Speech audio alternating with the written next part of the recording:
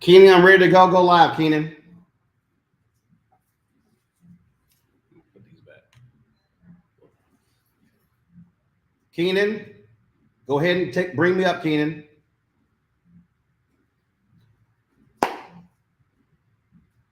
Carol, let's go. All right, folks, we are live right now, folks. So we're in the second hour of Roland Martin Unfiltered on the Black Star Network. We're doing something that is quite unique. We told you about the app Fanbase. We talked about the app, what it does, what it means, and how important it is in terms of a Black-owned social media. But it's not just for Africans. So we're in the second hour for anybody. And so what our goal tonight for the next 2 hours is to raise as much money as we can, because Fanbase is in the middle of a Series A raise. And so we got a lot of great people who are lined up. And you know what? Last night was a perfect example why an app like Fanbase is critically important. If y'all are watching the show, I told you. Last night, Oprah Winfrey and Vice President Kamala Harris held a virtual voter rally, okay? Vice President Kamala Harris had about 297,000 people watching on her YouTube channel. Oprah had about 100,000. Both of them had about 20,000 people who were watching on their Instagram pages. They had about 200,000, I think, that were watching on Twitter. So I told you. Last night, Winfrey has 21 million followers on Facebook. Virtual 1,700 people were watching her live feed on her Facebook page. 4,700 are watching Vice President Kamala Harris's Facebook page. I think she has like 5.5 million. I've got 1.3 million people on my Facebook page, only 230. And so people don't realize these apps are actually suppressing content. You're not actually reaching all of your people, but with Fanbase, that's a different conversation. What I want to do right now is bring in the founder and CEO of Fanbase, Isaac Hayes III, as we kick off this Fanbase Invest-A-athon. So Isaac, let's talk about why you wanted to do this tonight. I wanted to take the opportunity to converge the Black community and understanding the important place we are right now, the inflection point we are in technology and ownership and culture. Tonight, you're going to hear from some really amazing, knowledgeable people, people who are passionate about their community, investing. You're going to hear from Charlamagne. You're going to hear from Pastor Jamal Bryant. You're going to hear from Will.I.Am. You're going to hear from Tamika Mallory. You're going to hear from Candy Burris. You're going to hear from Ryan Wilson. You're going to hear from, so many people that understand where we are and their different perspectives of why this moment to invest in this startup and elevate this startup to the level of an Instagram and a TikTok by collectively using equity crowdfunding to insert our dollars into a company, use that app, scale that app to multi-billions of dollars, and then see what generational wealth can be created. So that is why I wanted to do this. Roland, first of all, being the person that's allowed us to do this and giving me the opportunity to do this. I think it's amazingly important. And I want to thank you for allowing me to do this. I also want to Earn Your Leisure. I want to shout out, I hear something in the background. I want to shout out Earn Your Leisure. I want to shout out Real Life Productions. These are streaming live on Earn Your Leisure's YouTube your YouTube, Real Life Productions YouTube, the Black Star Network, on Fanbase. We're on LinkedIn. We're on all these channels right now streaming live. So I want the entire world to understand about this and hear this message tonight. So before we go to you talked about the wealth creation part. I want to go back to the freedom for content creators. And you've done this numerous times where you've walked people through these things. So, but explain to people how these things work on these platforms where people think, oh, like I was discussing earlier, Cardi B has 165 million Instagram followers.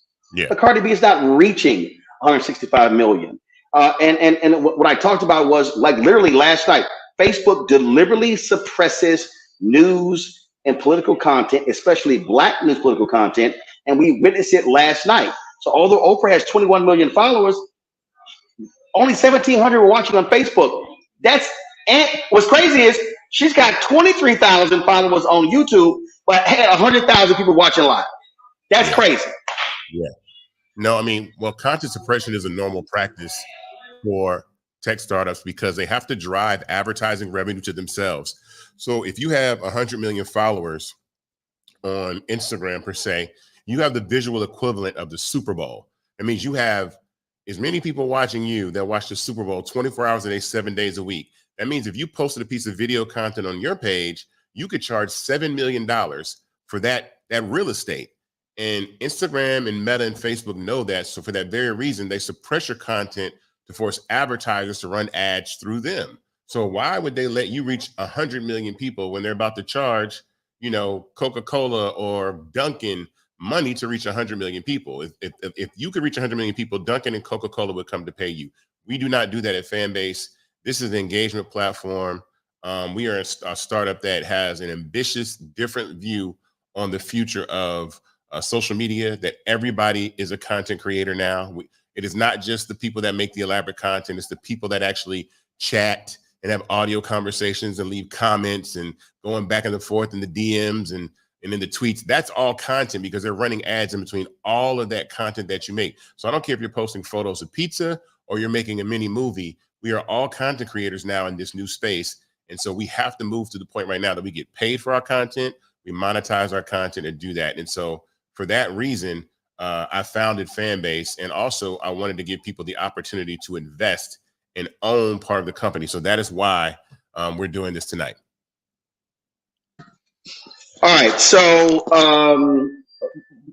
first of all, we got guests going to be coming in, but for folks who don't understand, who may have never even heard of Fanbase, as a matter of fact, I was having a conversation today with a media CEO, and I was trying to explain to him that all that Fanbase has to offer. I said it's a combination of Clubhouse, Instagram. I said, you can do all of these things that you have to go to several different apps to do. You can all do it on one with Fanbase.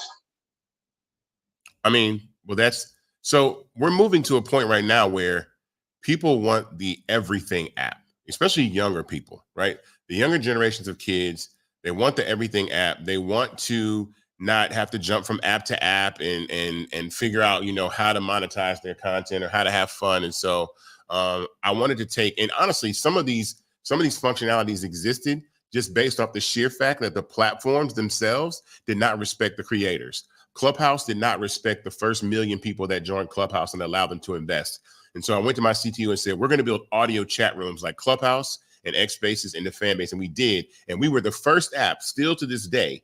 We are the only audio chat platform that allows users to be tipped while speaking on stage or in the audience, or in the chat room, speaking on stage or in the chat room. And you can create subscriber audio rooms for you to have those conversations. They do not do that on Clubhouse. They do not do that on X Spaces, and Fanbase automatically allows you to do that. And we have something called branded audio that's amazing and incredible. And you'll see a little bit more about Fanbase tonight. But I want to kick this thing off with a message about what Fanbase is and where we're going. This is our statement in the way that we move moving forward. So I want to start our program with this with our manifesto. that really means a lot to what Fanbase is about. Bravery is not the absence of fear, but the ability to overcome it. We stand for those who defy suppression, who speak out, and those who walk the road less traveled. Everyone deserves to be seen and their voices be heard. We're sparking a movement, growing a community of creators united by the desire for freedom, choice, equity, and ownership. At Fanbase, it's all for one and one for all.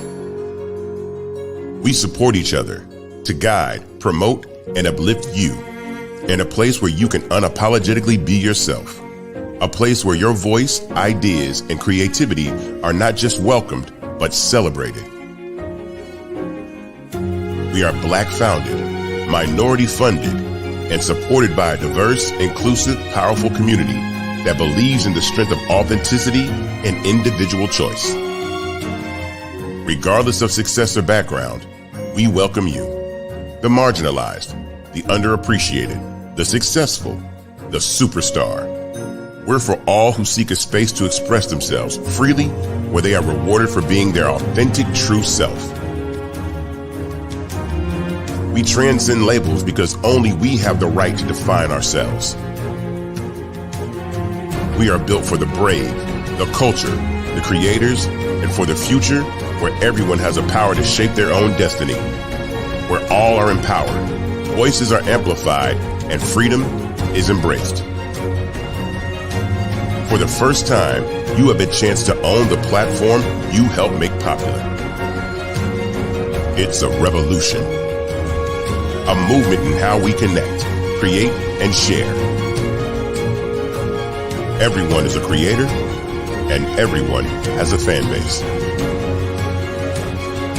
Here, you can be you without limits.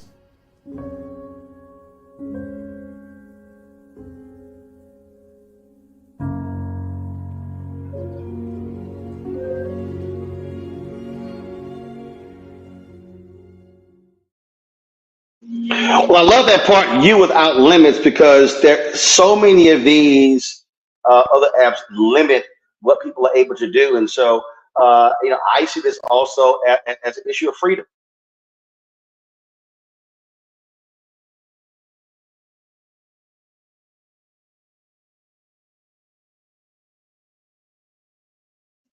Isaac, I think you're on mute. Sorry.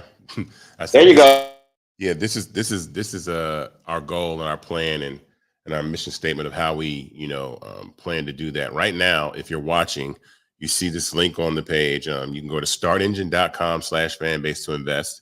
The minimum to invest in Fanbase is $399, and you're going to learn a lot about that. You're going to learn about equity crowdfunding and investing and stuff like that all through the program.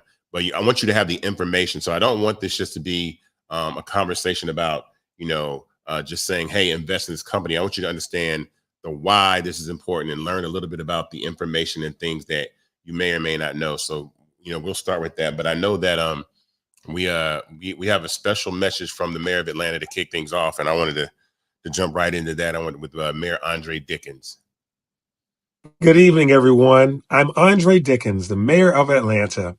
It's an honor to be here today to celebrate and uplift one of Atlanta's most innovative and impactful tech startups, Fanbase. As mayor, I've always believed in the future of our city is rooted in the creativity, drive, and entrepreneurship of our people.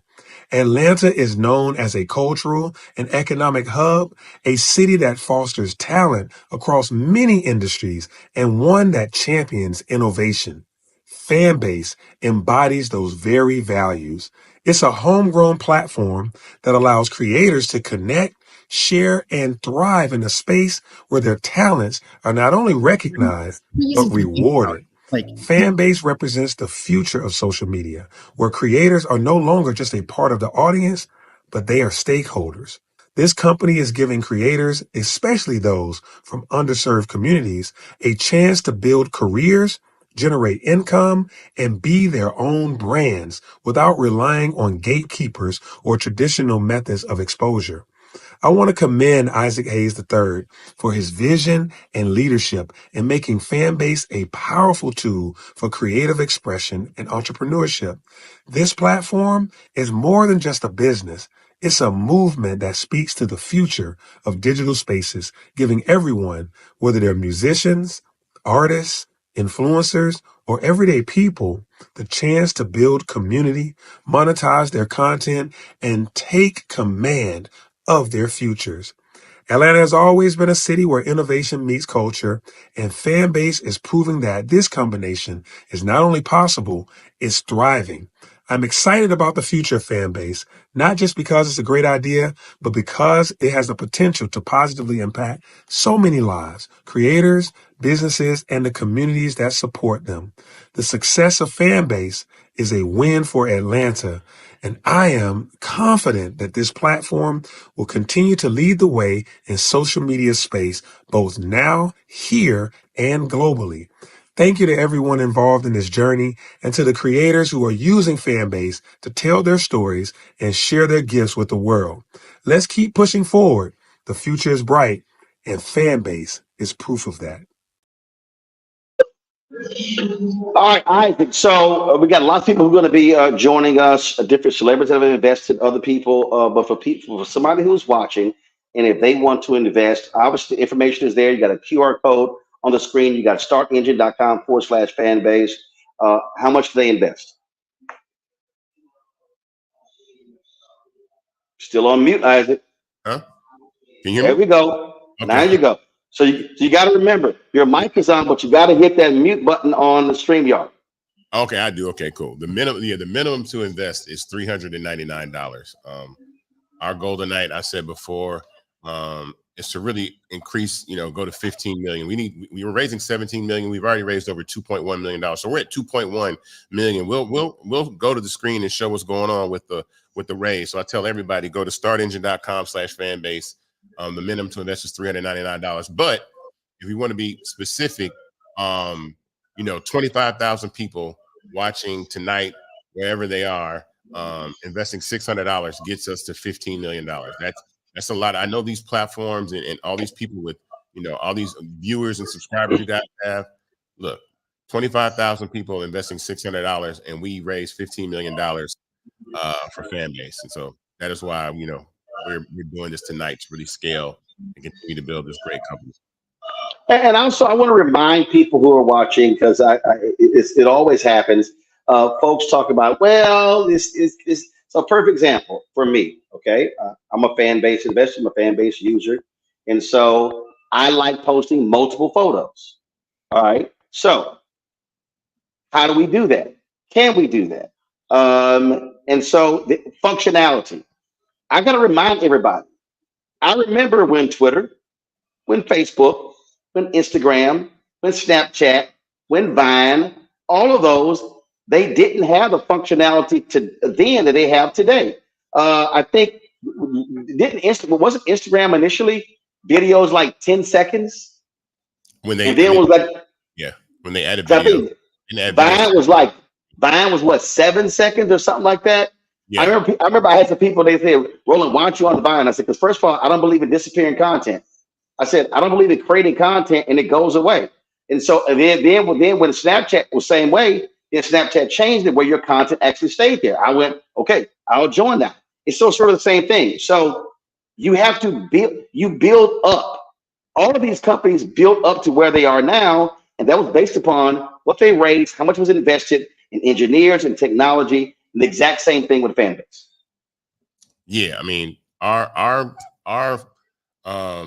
floor is the other app's ceiling. So our floor is the ceiling of, these other apps. So we kind of have to compete with these other platforms in ways that users expect. But we do an amazing job at that. The tech is solid. It's incredible. So I'm excited about that. I want to take people on the journey of Fanbase, and I want us to speak to somebody that really inspired me to first make Fanbase, and we can get into it and check it out. So here we go. All right. This is a special guest, probably the most important guest of Invest-A-athon. Ladies and gentlemen, I'd like you all to meet Ghetto Spider. What's up, man? Hello. How's everything going, man? Everything is going excellent. Now, for people that don't know, you are the reason Fanbase exists. I want to talk about that. You went viral dancing in a Spider-Man costume in a GameStop. Yes, that's correct. And you are from Memphis, Tennessee. Let's go. Memphis, Tennessee, all the way. So I shot you a DM. You asked me if I managed content creators, which I didn't at the time. But you were really adamant about us connecting. Yeah, that's correct. Yeah. So I got out that conversation saying, wow, like this kid's going viral. He had like 300,000 followers out of nowhere. It was crazy. I was like, he's having the time of his life going viral in this costume, but how does he monetize that situation? Right. And, I was like, yo, we need an app where people can subscribe to people like Netflix, because if there's a chance that Disney or Marvel didn't want you using the costume, you're an amazing dancer. So I wanted people to be able to have an opportunity to monetize their content. And I don't think I had to talk to you for like an entire year. I really jumped into building Fanbase, and came back and told you about, you know, what Fanbase was about. So subsequently, you became a Fanbase investor. Yes, I did. I think, was it the same year or the year after? I'm not sure. It was pretty quick. I mean, I just thought it was amazing that, you know, I built this platform for content creators. You are a content creator. You're very successful in your own right, but giving you the opportunity to monetize your content on social media without being suppressed or getting banned or stuff like that is important. So what are you up to now? So I created the Ghetto Avengers. I started off as Ghetto Spider, so it'll be nice to bring that audience to Fanbase, you know what I'm saying? Like, just bring the whole audience to Fanbase, cause it's like a community. Like, YouTube, it don't feel more like a community, cause everyone bring people from YouTube to Discord, but I feel like Fanbase will be more of a community thing. Well, I got something really special that I'm gonna show you, offline, but I appreciate you stopping by. Tell everybody where they can go invest. Do you remember where everybody can go invest? Start Engine. I think it's like, you can start out at 300, 250, 300? $3.99. $3.99. $3.99. Hey, go invest. Hey, Fanbase. And it sound like Fanbase sound like, I'm not sure if I'm getting deja vu, but Fanbase sound like an out that it needs to be up there. Like, how did you get that name to begin with? I trademarked it as soon as I heard it. Like, that name's supposed to be known. Like, everyone should know that name by now. Fanbase. Trust me, after this, everyone will know the name. Hey, I'm looking forward. I'm an early investor. I'm excited to see this journey. Let's do it. Thank you very much, man. I'll talk to you later. I talk to you later. Thank you. All right, man. Appreciate it. Hi, I'm Isaac Hayes III, founder and CEO of Fanbase. Fanbase is a free to download, free to use, next generation social media platform that allows anyone to have followers and subscribers on the same page. Fanbase was built through investment dollars from equity crowdfunding from the Jobs Act. People just like you helped build Fanbase, and we're looking for more people to help build Fanbase. We are currently raising $17 million in a Regulation A crowdfund on Start Engine. We've already crossed $2.1 million, but we're looking to raise more capital from people just like you that deserve the opportunity to invest in early stage startups without having to be accredited investors. So right now, I'd like you to go to startengine.com/fanbase and invest. The minimum to invest is $399. That gets you 60 shares of stock in Fanbase right now, today. And then use Fanbase to connect with friends, grow your audience, and be you without limits.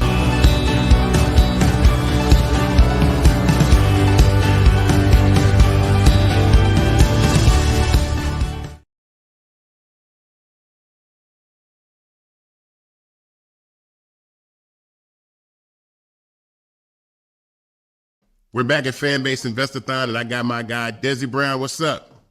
Hey, what's going on, my brother? What's happening, Hey, man? oh man, bless. So I'm Desi Brown, the co-founder of the franchise game, marketer, connector. And what I want to talk about today is how important it is to invest in Fanbase. As a creator, we always are blowing up the other social media platforms, never to have an opportunity to actually invest back into the platform. And with Fanbase, it's your opportunity to not only blow up a Black-owned social media company, but to also make money through the platform, but also make money by investing in the platform. We've never had this opportunity with any other social media. And so it's very important to be on at the intersection of culture and technology. And that was the reason that I invested. Isaac and I have been friends for years, and I invested through Start Engine very early on. So if you want that opportunity as well, make sure you go to startengine.com/fanbase, invest, get your money up. Let's make it happen. All right, man. Thank you, man. Appreciate it. Thank you for stopping by, my guy. I appreciate that. What's up, Justin? What's going on, man? How you doing? I'm good, man. Ladies and gentlemen, this is Justin Dawkins, a good friend of mine and one of my tech senseis that taught me about the tech industry when I first got started. How you doing, man? I'm doing well, man. It's a beautiful day here in the A, and happy to be here to support you and crowdfunding and just getting more people involved in the innovation economy, in the process of building a great technology and generational wealth. That's the idea. That's the dream. Where do we lack right now currently in investment opportunity for businesses like mine? Where are we lacking? Because equity crowdfunding has really served as a way that I can have investors invest directly in my business. Where are we lacking? Yeah, I think equity crowdfunding to me represents an opportunity to get everyday people involved in the innovation economy and get them involved in investing and helping to build local startups. Every startup that you've ever seen started out locally, started out with like a local group of people, whether that was in San Francisco or Boston or New York or here in Atlanta, and then it grows. And I think we miss that because we see the headlines, we see the Forbes list and the New York Times or whatever the case may be. But every movement starts with a small group of people, and equity crowdfunding represents that. And not taking advantage of that really, really misses the boat, misses a tremendous opportunity to get involved, A, early, but then B, to be much more instrumental in how a company grows and really helping to shape what it looks like as it grows. And so there's a lot of missed opportunity. A lot of great businesses are underfunded, under-resourced. And so equity crowdfunding and even some other tools I think are great options, especially for a lot of startups and businesses that may not fit squarely into venture capital models or other equity models. I'm gonna put you on the spot. All good. Think about Fanbase. Now, as someone that came to you and said, hey, I want to build an app, and we built one, tell me what you think about what we've been able to accomplish. Well, first of all, honestly, what you and the team have built over the years is just phenomenal. The technology is not easy. It requires a lot of intentionality, a lot of smart people around the table, obviously great engineering and design talent. But more than that, what I love about what you build is the community, and how you really, really focused on creators, especially when we look at where things are with other apps. Don't need to be mentioned right now, but we talk a lot about how they treat creators and how they don't capitalize them well, don't invest in them, don't give them the resources they need to be great, or just flat out just don't compensate them well. And I think what Fanbase represents and what you built is an opportunity for folks to earn money, also build a following, build a tribe, and really, really tap into those folks that are really passionate about them, what they produce and create, and making sure that entire ecosystem is an equitable ecosystem. And I think that's what I'm most proud of when I think about Fanbase, and it's honestly why I personally invested in the company. Thank you. Yeah, I think I'm glad to have you as an investor. I think your cosign means a lot from someone that saw me work on this from the beginning and actually seen the tech and what we've been able to do. Let me ask you this, because I think this is also something that's important when it comes to Black tech, right? And one of the things I stress is infrastructure and ownership. Especially in like entertainment and technology, like the infrastructures are primarily not owned by people that look like us, but yet our culture powers them. What are your thoughts on that? I think you hit the nail on the head. One of the things that makes the culture wonderful is that we are really great at building brands, telling stories, connecting. But when you look at building big companies, right, going beyond the brand, going into the systems, the processes, to your point, the infrastructure, it is critical that we own pieces of that as well. So I always like to think of it or liking it to, even the clothing or the apparel lines that we put out. Like, yes, we're good at putting dope graphics and, getting the right textures, but we don't own the cotton. We don't own the manufacturing. We don't own the process of actually producing the good. So we're really great at brands, and that's amazing, and we can continue to do that. But yes, we should go, as we like to say, go vertical. We should start looking at supply chain. We should start looking at owning our technology and the other things that make up the platforms in which we can produce more and more and more businesses, more brands, and we actually own more of it, which gives us really I think the power that I think we all want as a community. Thanks. Well, I appreciate you, coming through the Invest-A-athon. This is something that's never been done before. This is kind of different. I think this can serve as a model for us to continue to support each other and build businesses. So I appreciate your support. Let everybody know where they can go invest.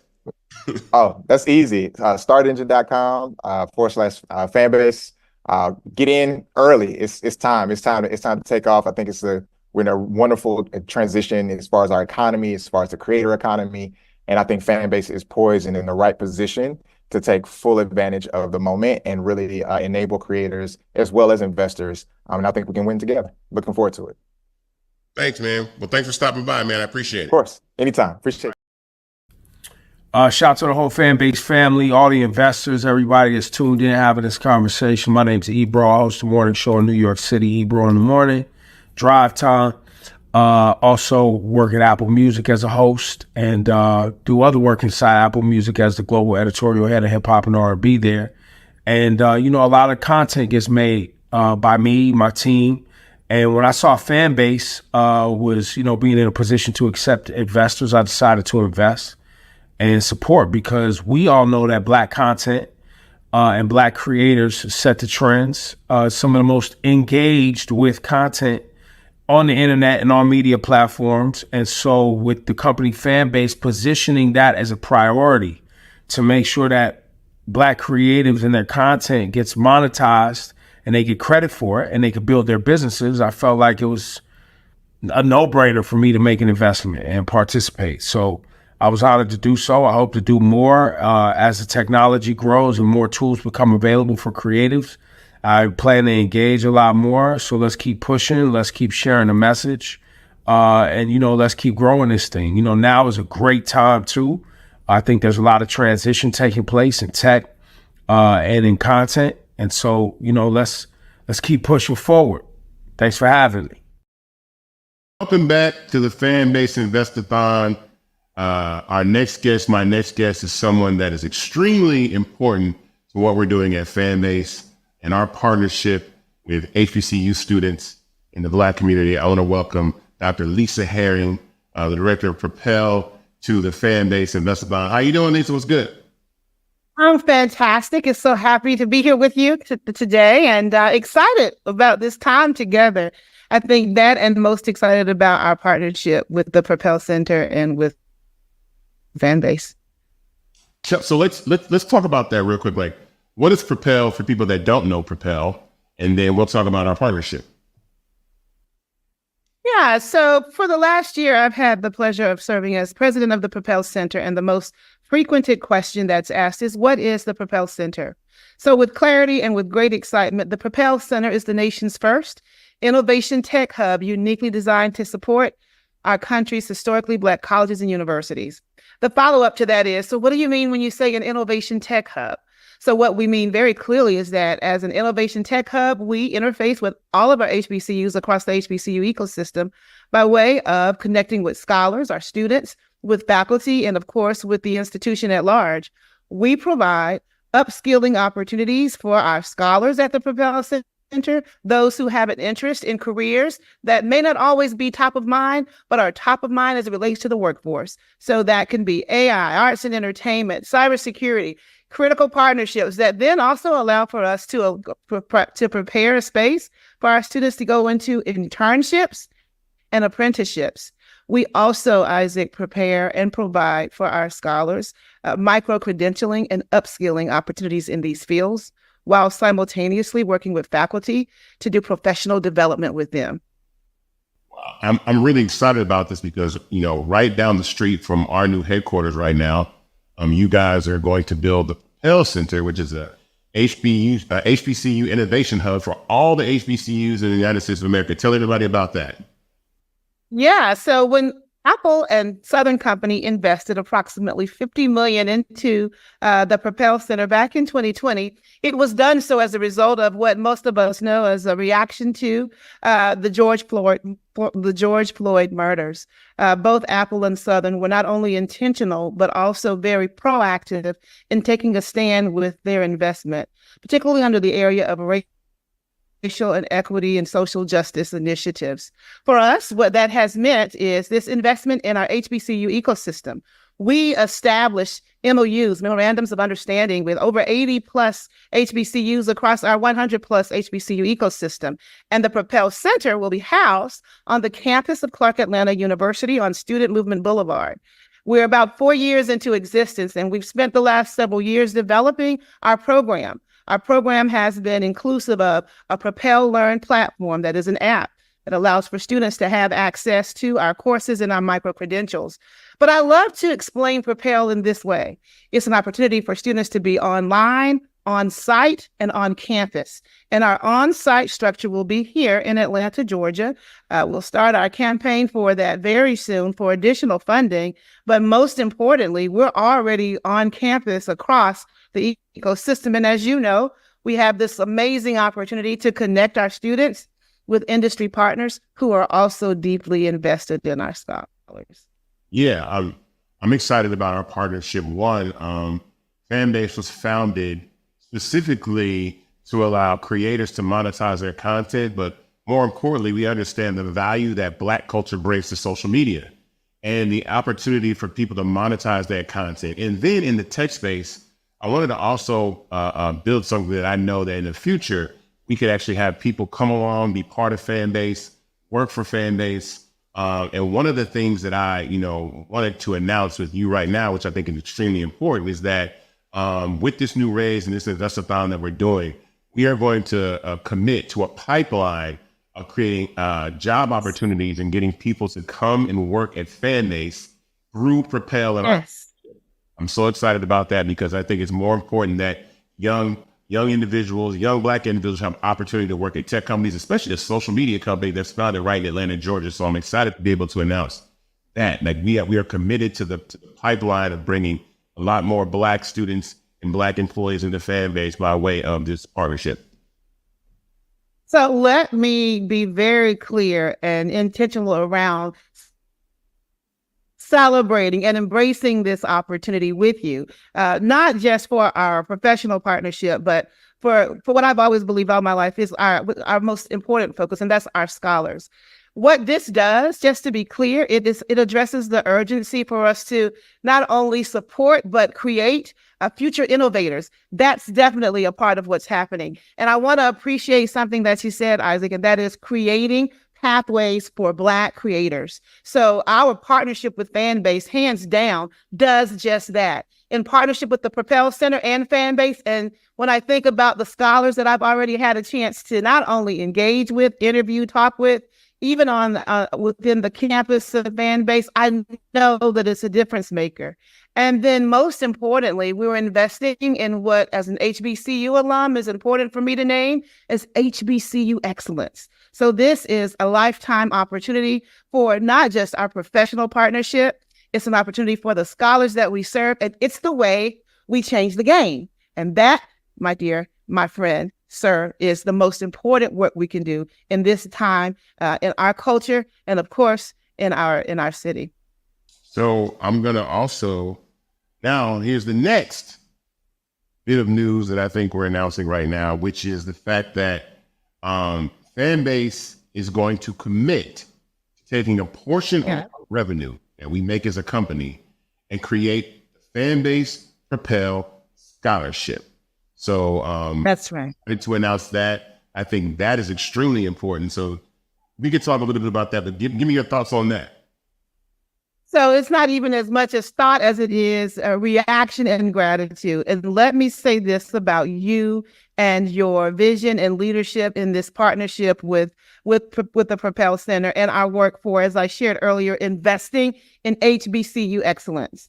This opportunity to raise money that allows for scholarships to go to an HBCU scholar that's connected with the Propel Center is not only a shared goal of empowering our young Black leaders, but I think it's so important. It's so important. It changes their life. It eliminates issues of concern. And it also invests in them by saying that we see you, we believe in you, and we want to be a part of this journey, whether that's entrepreneurship, right? Whether that's a creator in the industry, however they see it. So I'm grateful for that. You know, in the absence of our scholars, it's a deep, heartfelt thank you.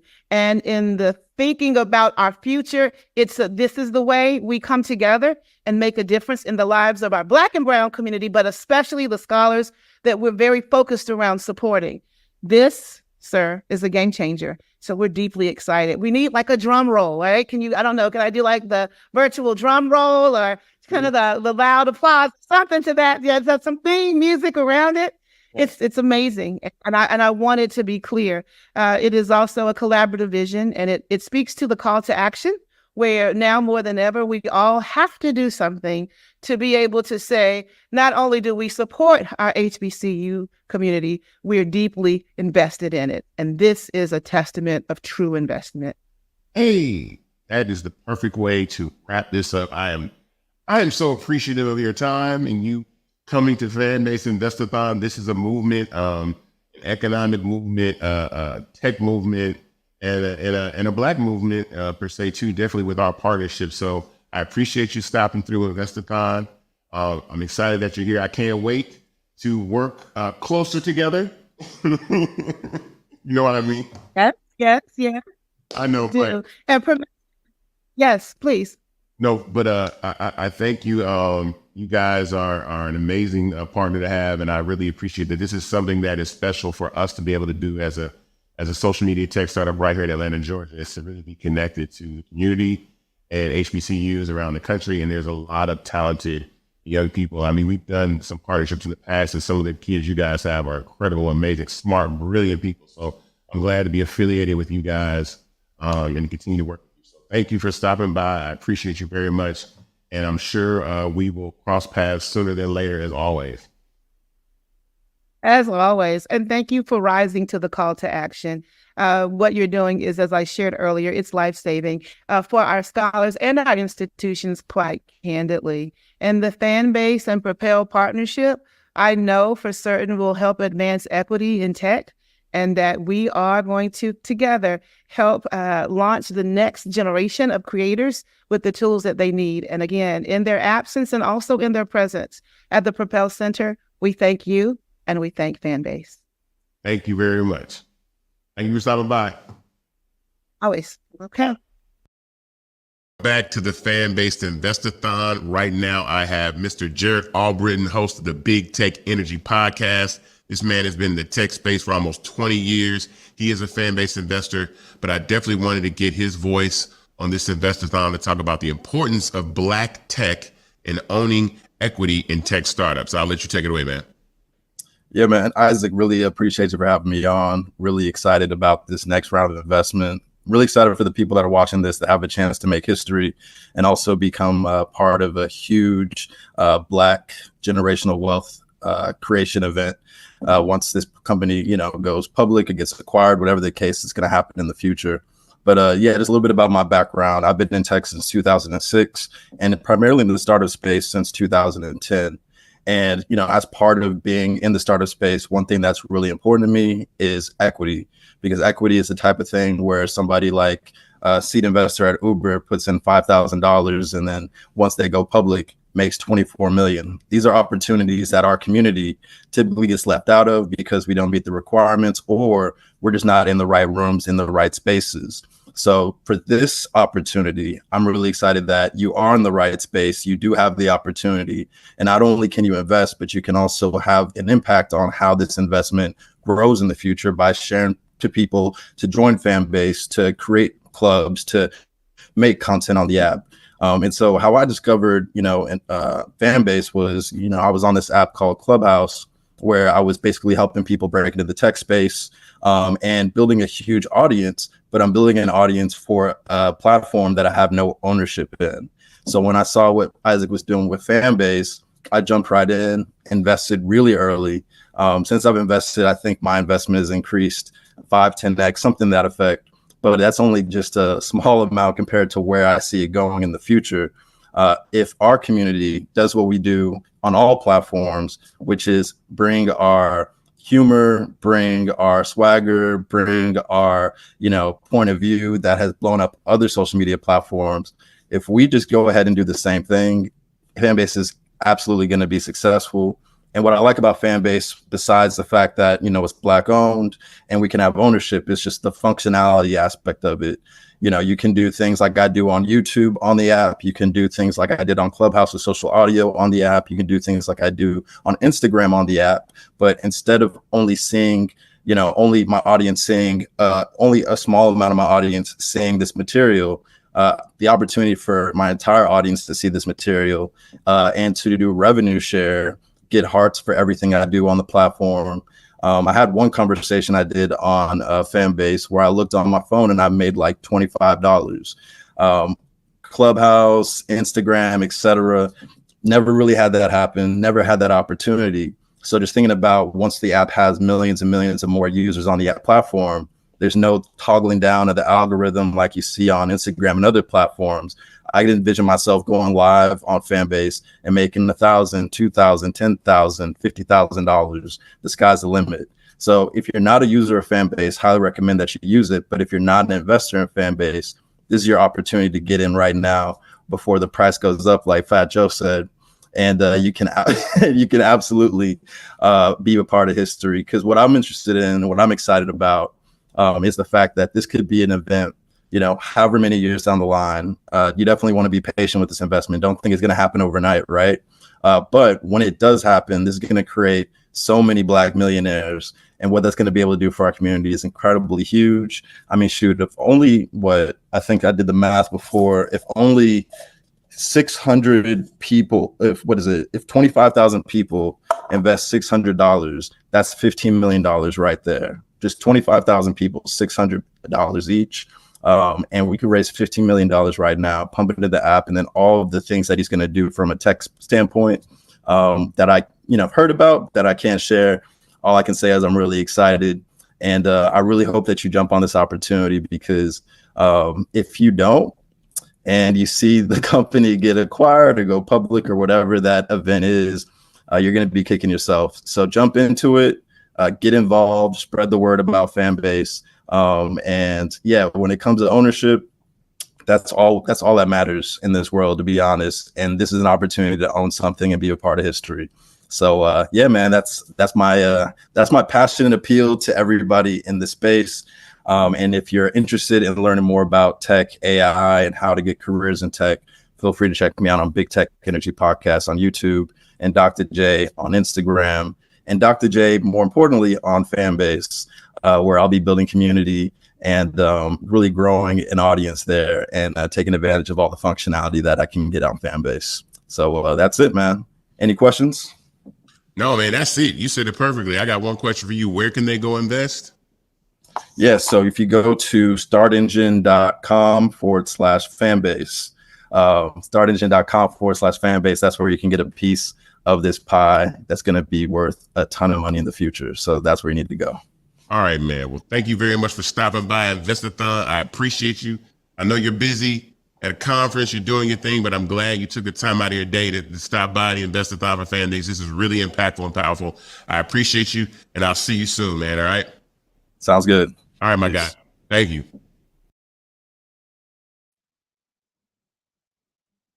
All right. So now I have to play this and make this special announcement. Will.I.Am is up next, but this isn't really a live conversation. Will.I.Am was gracious enough to join the Invest-A-athon right from South Africa off the plane, but I'm really excited to bring this conversation, and it's really insightful, and I hope everybody really tunes in and listen to this. So here's the conversation that I had with Will.I.Am that I filmed at about 2:30 this morning, 2:30 a.m.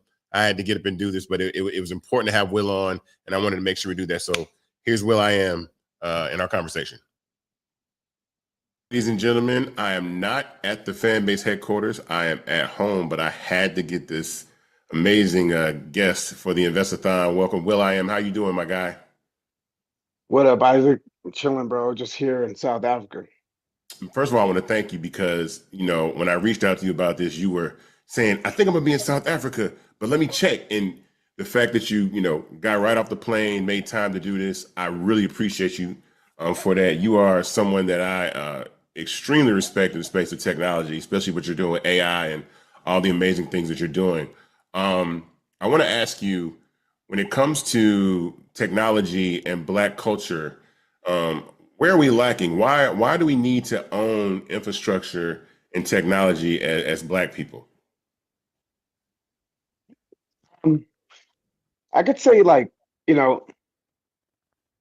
we right now, everybody's at the same starting point. There's some people that are further ahead, the obvious ones, but for the majority of folks, we're right, we're all in the right place because in the past, everyone wasn't equal like this. And so there's people listening to this right now and be like, what are you talking about? How can you say we're equal in this? I'm coming from an optimistic, competitive perspective. And when you want to win, to have a underdog, I'm way in the back mentality. I don't want to have that mentality. So I like to project where I am creatively. And creatively, we are far beyond. And because that's what it's going to take for us to truly dominate in this new renaissance that we're in. But by saying that we are all in the same starting place, we are all in the same starting place because there has been a reset. This AI stuff is going to reset how businesses are ran. It's going to reset how people are educated. It's going to reset how, going back to how businesses are ran, there's going to be a lot of jobs that are going to be rendered obsolete with this new renaissance, but it's also going to create a whole bunch of new jobs, a whole bunch of new industries. And the folks that are going to create that are the creatives and folks that have massive imagination. And our community has massive imagination. More importantly, our community has a lot of unsolved problems, and we could solve those problems ourselves. And when we solve those problems ourselves with our massive power of imagination, that's going to catapult us in a realm and a vibe that we haven't seen. It's a whole new jump off. It's similar to the third industrial revolution, early 1900s, late 1800s.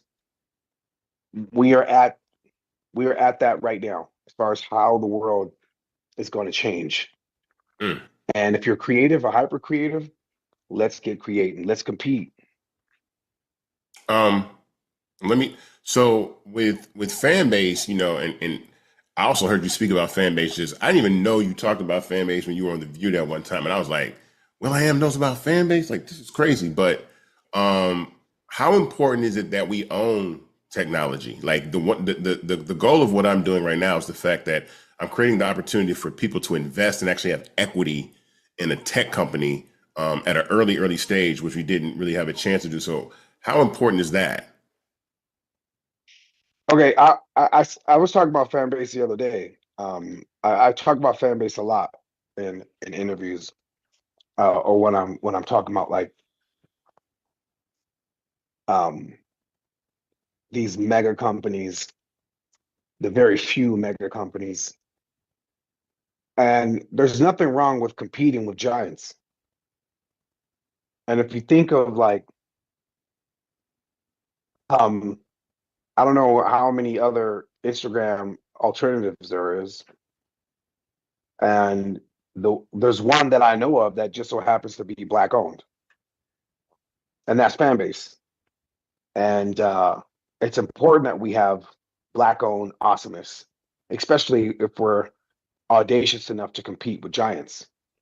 You know, if you're competing with a company that's worth $1 trillion and you come close, yo, that's what's wrong with that.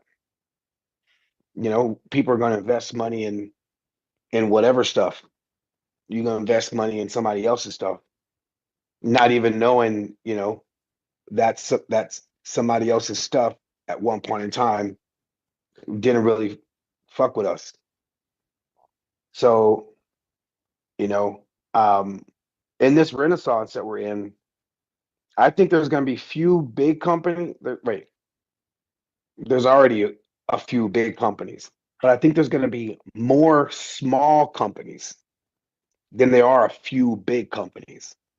Like the idea of having like a big company with a lot of employees and there's only a few of them making all the money. I don't think that's what tomorrow looks like. I think tomorrow looks like giant small companies, like a lot of them, because there's a lot of people on the planet. And Fanbase being, you know, an alternative that has a business model that supports creatives, you know, and folks to have access to their reach. That's an awesome thing. And it's even more awesome that it's Black owned.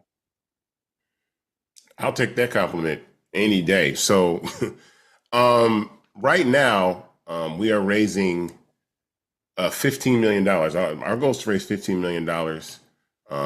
And I think that with that, it's going to give us a 3-year runway to really compete. You know, a lot of times Black companies don't get access to capital through VCs. I mean, less than 0.5% of all dollars went to Black startups last year. And so equity crowdfunding, which is what I've been able to do to raise capital, this is the only shot I got.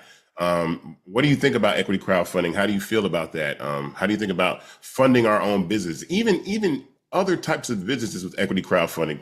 How do you think that can help build Black business in a way that's been difficult? Okay, I've invested in AI companies. I've started AI companies. I've sold AI solutions. And then I've, you know, I have a foundation where we serve the inner city. I started in the projects that I come from, and I started with 65 students. And, you know, in 2008 to now we serve 15,000 students. And raising money for AI versus raising money for HI, human intelligence, to get Black and brown people up to speed, it's hard. It's not just like raising money for a Black owned company. It's hard raising money to just to get Black people and brown people up to speed. And so, and if you think about that hurts. It still hurts my spirit that but I still keep going, you know. You know, we've sent kids to Dartmouth and Brown and Stanford and Georgetown and UCLA and USC. We have amazing you know, scholars that are going to school for engineering and computer science and synthetic biology that all come from my neighborhood. But we got some hurdles and some barricades that were thrown at us.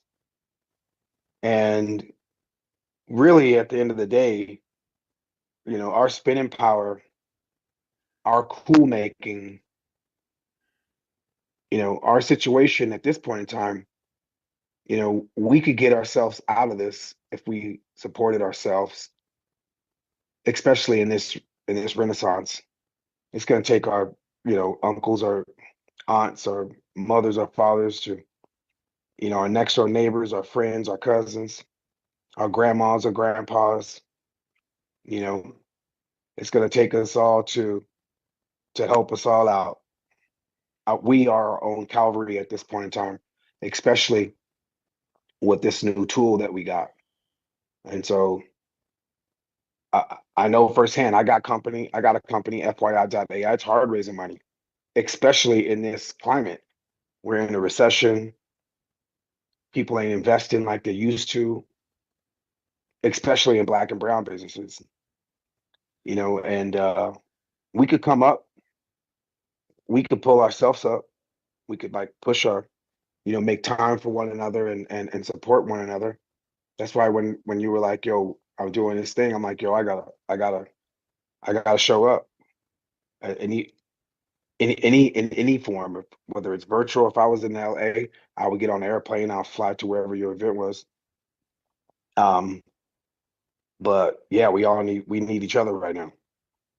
Thank you. I mean, well, right now we're on Start Engine, so the minimum to invest is $399. That gets you 60 shares of stock in Fanbase, and that's critical at this early stage of a company. It's not just that. Like, you could invest money, or you could just use it all the time. Like, because if people invest and then they don't use it, that ain't good. Right. Like, you know what I mean? Like, use it all the time. Invest and use it all the time. But think about the things that we actually invest in. You know, like, we've invested in characters that poison our community. Like, we celebrate the folks that poison our community. We look up to the cats that like got our aunts and uncles strung out on a substance. We bigging them up. Like, think about the shit that we actually entertain and like respect at the highest level.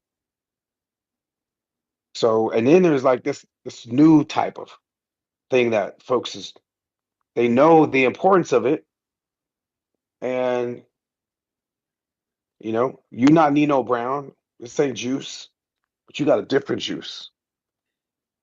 You got, you know, something that I wish I could get my cousins and my niece and my nephew to be like, yo, I'm gonna start my own tech company. We need more Isaac Hayes. You know, your dad inspired me to make music. You're gonna inspire my cousins and my family members to start tech companies. I hope, you know, because when they see Uncle Willie, they be like, that's because Uncle Willie, you crazy, Uncle Willie. But when they see somebody else doing it too, right alongside, we got a movement. So back to what I was saying, $399. You gonna spend $399 eventually on some bullshit. But if you're gonna invest $399 and then use it every day to ensure that your investment grows, and you get your cousins in the neighborhood to be on it every day, Yeah. and a movement happens, you know, and you a part of it as it grows, and you pushing it to grow, you out here farming and nurturing something that will change our communities. Like, think of Instagram's worth a lot of money. Yeah. It's not just like it's a lot of money. Like, it could. I would always say, like, imagine if WhatsApp came from Watts. Imagine that. Oh, You yeah. know, TikTok is massive, but it's not just the loop. It's the you know, people using it all the time, believing in it. You know, being a part of Beats, I saw it. You know, people use Beats. They wore them. Right? That was the choice. And it was different from, like, you know, it was a movement. They spent their money and they wore them. Now, what you're doing is like community based. It's like, yo, invest, use it, and we all grow. That's pretty powerful. Yeah, man. I mean, I want to thank you. I know you're a busy guy. I appreciate you for taking the time. As soon as you land in South Africa, I want you to continue to lead the tech space, because I'm really tapped into what you're doing and everything that you do. We are allies in this tech space together, and I value your friendship and your mentorship and your experience very much. But I want to thank you for taking time to join us at the Invest-A-athon. Thank you. And check out FYI.ai, all the folks listening to this. That's my company. Yep, we in the thick of it. Getting ready to deploy our tech across, amazing hardware, partnering up with other companies as well. But salute Fanbase. Thanks for your bravery, your audaciousness, your ambition. Anything I could do to help, I'll be there. All right, peace out, bro. Thank you, my guy. I appreciate it. All right, my man. What's up, y'all? Look, Fanbase is more than a platform. It's a movement to empower creators, offering a unique opportunity for everyday people to invest in Black-owned tech, infrastructure, and help shape the future of social media. Investing in technology is essential for creating long-term wealth and influence in the digital age. The Black community must not only consume tech, we must own it. Discover how equity crowdfunding can serve as a powerful tool for funding Black businesses, allowing entrepreneurs to raise capital directly through their community through the Jobs Act.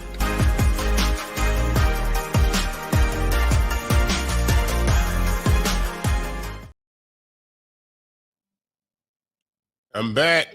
We're back on Invest-A-thon. Coming up next, I think we have Tamika Mallory. Is she available? If not, we can go to Pastor Jamal Bryant. If Tamika's here, let's go with Tamika. But if not, let's go with Pastor Jamal Bryant.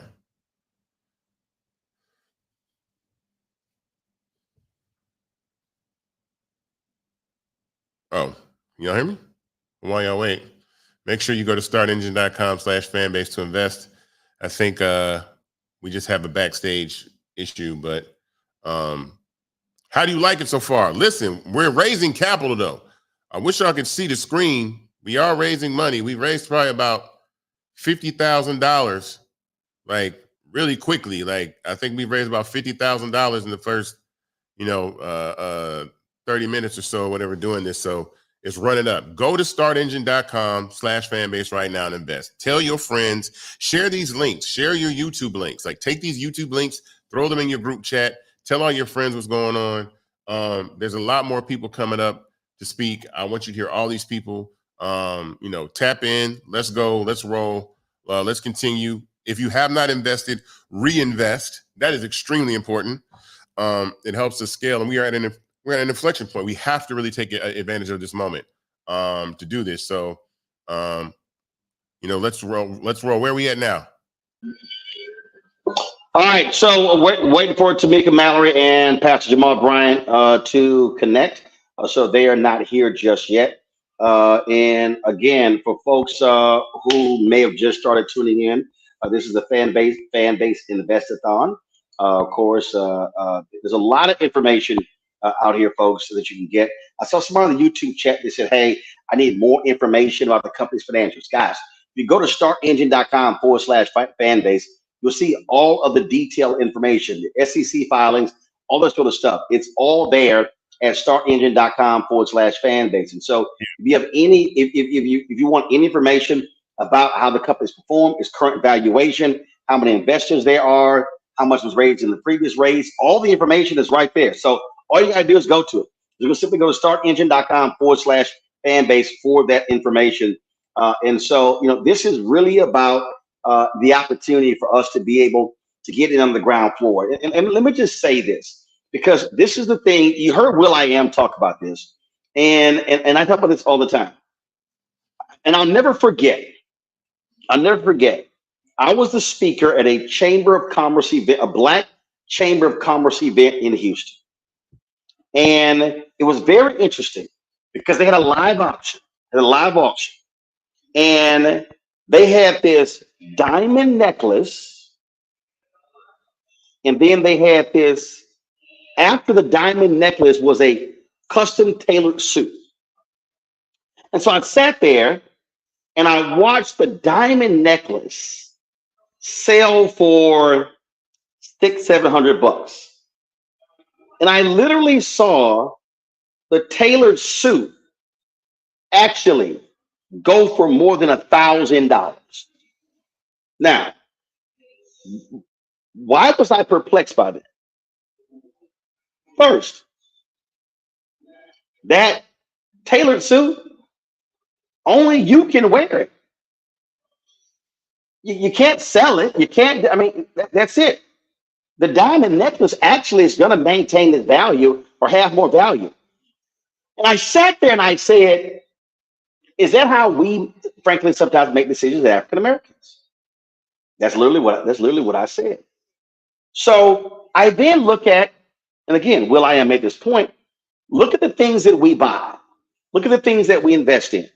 So I'm just sitting here, and again, I'm thinking just functionally. So, 2 iPhones, okay? Now, because of what I do with social media and everything like that, and I've got T-Mobile and I got Verizon, all that sort of stuff like that, okay? So more than $1,000 for each phone, okay? I got an iPad right here. I think this iPad was $1,100, whatever the number was. Okay, I got a MacBook Pro right here. I've got, other items here. Now, ask yourself the question, what do you spend money on? And does that money grow? Meaning, is it going to grow? Can it actually blow up? That's how you have to think. And I'll never forget the conversation that, and I wish I had pulled the video up. Magic Johnson. Magic Johnson was offered $1 million from Converse to sign with Converse, and he was offered Nike stock. He was offered Nike stock, and I'm gonna pull up. I'm just gonna say Magic Johnson. Give me 1 second. Magic Johnson and Nike. Okay, so it was 1979. Nike was not Nike then as it is now. Still, Nike did not have the money to pay to give folks big salaries. But he offered Magic Johnson stock.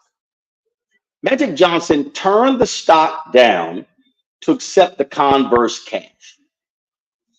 Had Magic Johnson, and this is a story from August 10th, 2023 in Sports Illustrated. Had Magic Johnson not turned the stock down, the stock that Magic Johnson was offered last year would have been worth $5.2 billion. That means Magic Johnson would be the second richest African American in the country. But Magic said, we didn't have anybody in my family who had stocks. We didn't know anything about that. He said Converse was well known, took the cash.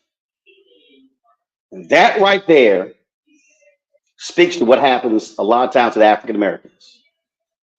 How we're not, frankly, from a cultural standpoint, because we've been shut out of these things for decades, for centuries. We don't think in terms of stocks, equity, and things along those lines. A lot of it's cash right now. Isaac has talked about African Americans who are huge on Twitch, who are huge on other platforms, who are getting paid very well, but they have no equity. They got no equity. 50 Cent was at Invest-A talking about that. The initial liquor deal he was offered, marketing deal, wasn't an equity deal. Diddy had a marketing deal, wasn't an equity deal. When companies get sold, guess who gets paid? The owners, those with equity. So this is about you having an opportunity to, on the ground floor, get equity in a technology company, and in technology is the space where most wealth is actually being built. Isaac tells his story all the time, and Isaac, I can't remember his name. And again, people think, oh, big money. You tell the story of the guy who invested just $5,000 in Uber. And when Uber went public, his $5,000 investment was it 24 million? Yes, it was $24 million. So he just put in $5,000. Yeah. There's somebody watching right now. You literally spent $5,000 on a vacation. Yes. I'm not saying don't go on vacation. But what I am saying to our people, we have to make decisions on what are we spending our money on today and what it could mean down the road. I can't wait until Jamal Bryant is here. He's because here. Jamal, okay, he's here. Pastor Jamal Bryant is here. Yeah. All right. Bring that cap up. I can invest the You got fund him? for Fanbase. I got Pastor Jamal Bryant. How you doing, Jamal? What's good? Man, I'm super duper excited to be with you, and all the more it's got to be serendipitous or divine timing. I am talking to you live from Tulsa, Oklahoma, on Black Wall Street. Now, here's what's crazy. Yeah. I'm a pastor of a church, but before I was a pastor, I worked for the NAACP as the National Youth and College Director. And I need you all to hear something so critical. The Klan, the government has never bombed an NAACP office, never bombed an Urban League office, never bombed a Rainbow Push office, never bombed a National Action Network office. The first time America ever bombed itself was right here in Tulsa, Greenwood, because it was Black economic power. Their greatest fear is that we understand how strong we are economically. We are, Isaac, the 11th wealthiest nation in the world, and we got nothing to show for it but shoes and bags. When you and I were talking a couple of months ago, and you shared with me, if you could just get our own people to invest in Fanbase, it's going to be absolutely revolutionary. I need you all to understand something so critical, that the next step after civil rights is civil rights. And those civil rights, hear this, are coming through technology. This is an economic boom that all of us have got to be a part of. Benjamin Mays, former president of Morehouse College, said, you got to run faster or you're forever left behind. Do you know how many people wish they could have invested in Apple? How many people wish they would have invested in Dell? How many people wish that they would have invested in Microsoft and they missed the opportunity? I don't even know whether it's divine timing or Isaac was just in the spirit realm. But the reason why this week is so important for us to be a part of Invest-A-athon is 15 years ago this week, Mark Zuckerberg bought Instagram for Facebook for $1 billion. Do you think that he regrets that investment? Not for one moment. Your greatest regret is not what you do. Your greatest regret is what you don't do. And so I want all of us to be a part of a fan base, that this gives us an opportunity to not be consumers, but to be investors. I know this is hard. Isaac, when I give you this, you can have a nosebleed and gonna need a nap for 20 minutes. It's hard for you to do it because 86% of Black people don't own a single piece of stock.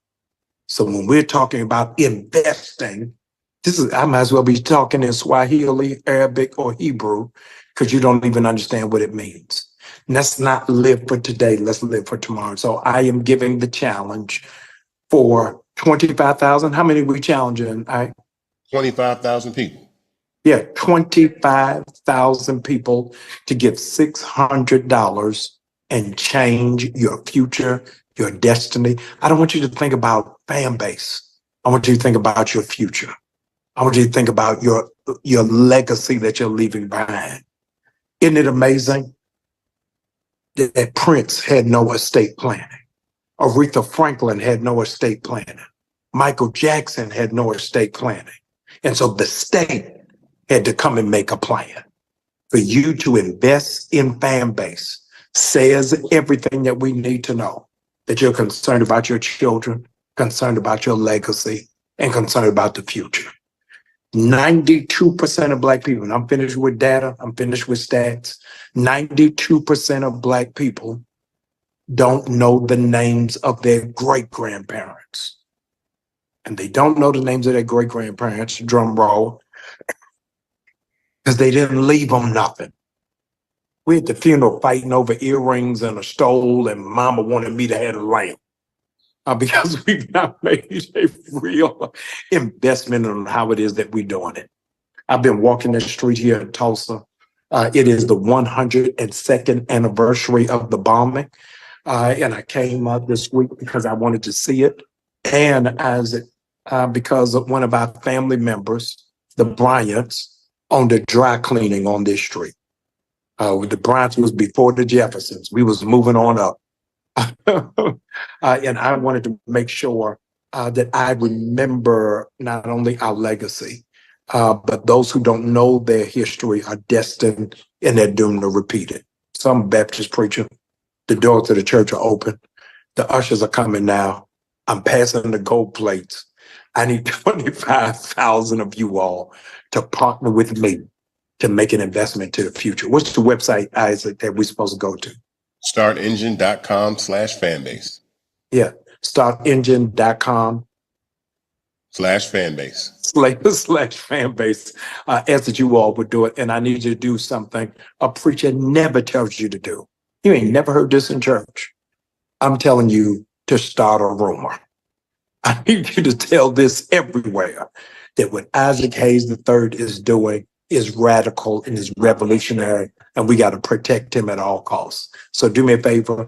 Not only do I need you to give, I need you to share this. I need you to please post this. Those of you, take the copy link and then put it in your group threads. The group threads that you are in right now, you got at least 3 of them that's at the top of your phone.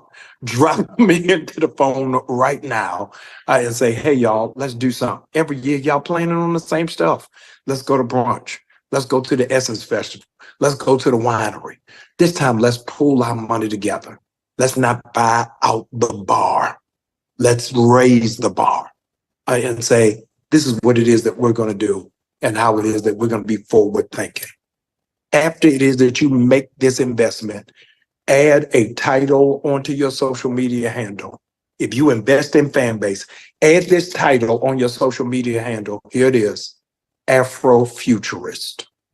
You are a Black person who is living for the future, and you believe that the best of who we are is not what we used to be, but what we're becoming. So as the children invest 25,000 of y'all, here it is. That's not even a half, it's not even a quarter, it's not even a third of those who went to the Million Man March.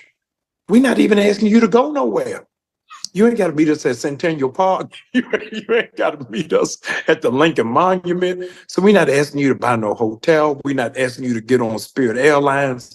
We're asking you right from the comfort of your home that 25,000 of you will be in lockstep with us. And in the days to come, your grandchildren are going to ask you, what were you doing when Fanbase was launched? And you're going to respond, I was watching Netflix. I was watching Hulu. I was in a group thread talking about who got arrested, but I didn't do nothing about the future. Come on, man. Ice Cube said you got to check yourself before you wreck yourself. $600. We spent, if you in Atlanta, you spend that on hookah and lamb chops. Come on, don't play with me. If you in DC, you spend it on mambo sauce.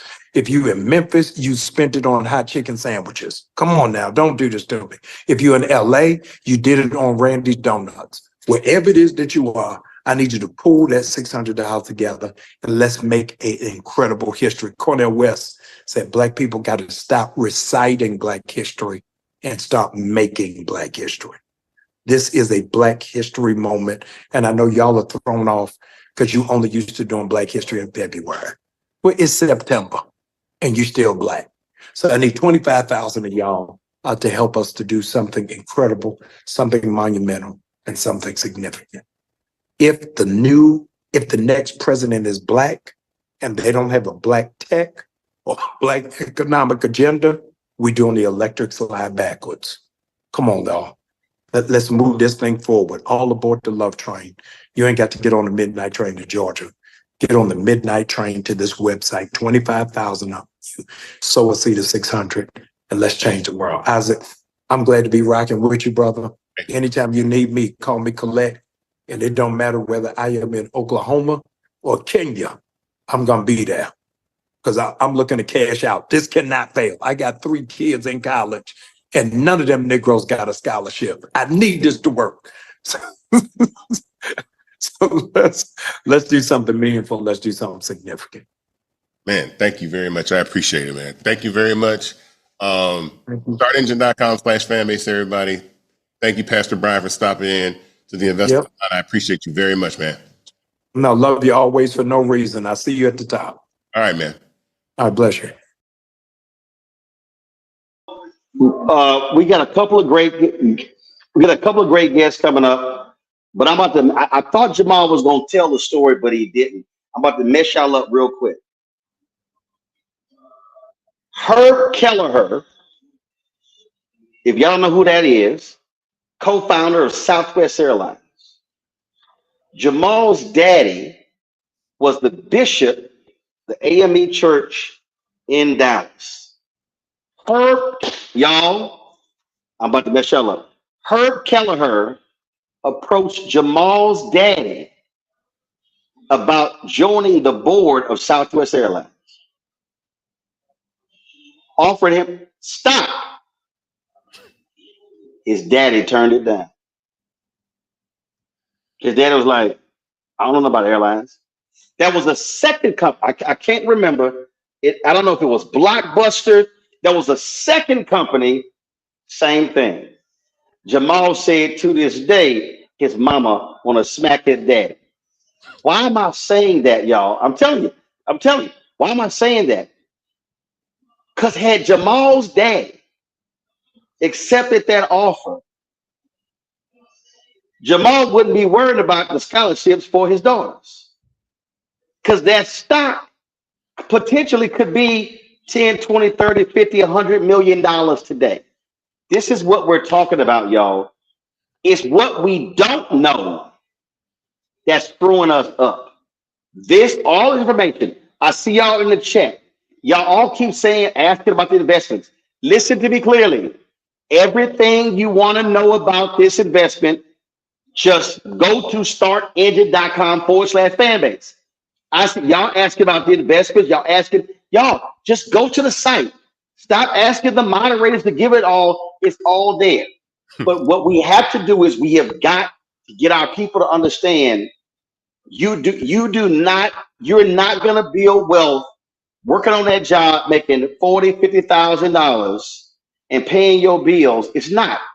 This is how, in the last 20 years, technology is driving wealth creation in the United States. We got a guest. We got Tamika Mallory with us. Tamika Mallory, co-founder of Until Freedom. She joins us right now. Tamika, what up? What's up, family? What's up? How y'all doing? We're doing great, man. Thank you for coming to the Invest-A-thon. I appreciate you. You've been a supporter of Fanbase, an ally. I appreciate you so much. I want you to give your perspective of where we are right now and why we need this platform and why this platform is important to you. Well, I think there's, several reasons. First of all, there's very personal reasons. And I think that people ask me why I do civil rights work and why I'm so committed to the movement. And they expect me to give them this big answer that includes all of the people in the world that I want to help. And sometimes I tell them it's real personal for me, my son, my granddaughter, my father, my family, and even me. I want us to be safe and to be protected. And so for me, it's real personal. I listen to Jamal, as only Jamal can speak, say some really powerful things about, why we need to focus on building wealth. But he also said that we only have to show for most of our money, bags and shoes, and we fighting over the stolen, the earrings. And let me tell you, I want the bags, the shoes, I want the stole, I want the earrings, and I'm on my way right now to buy out the bar, as he said. And I think we should have all those things, but I also want financial freedom.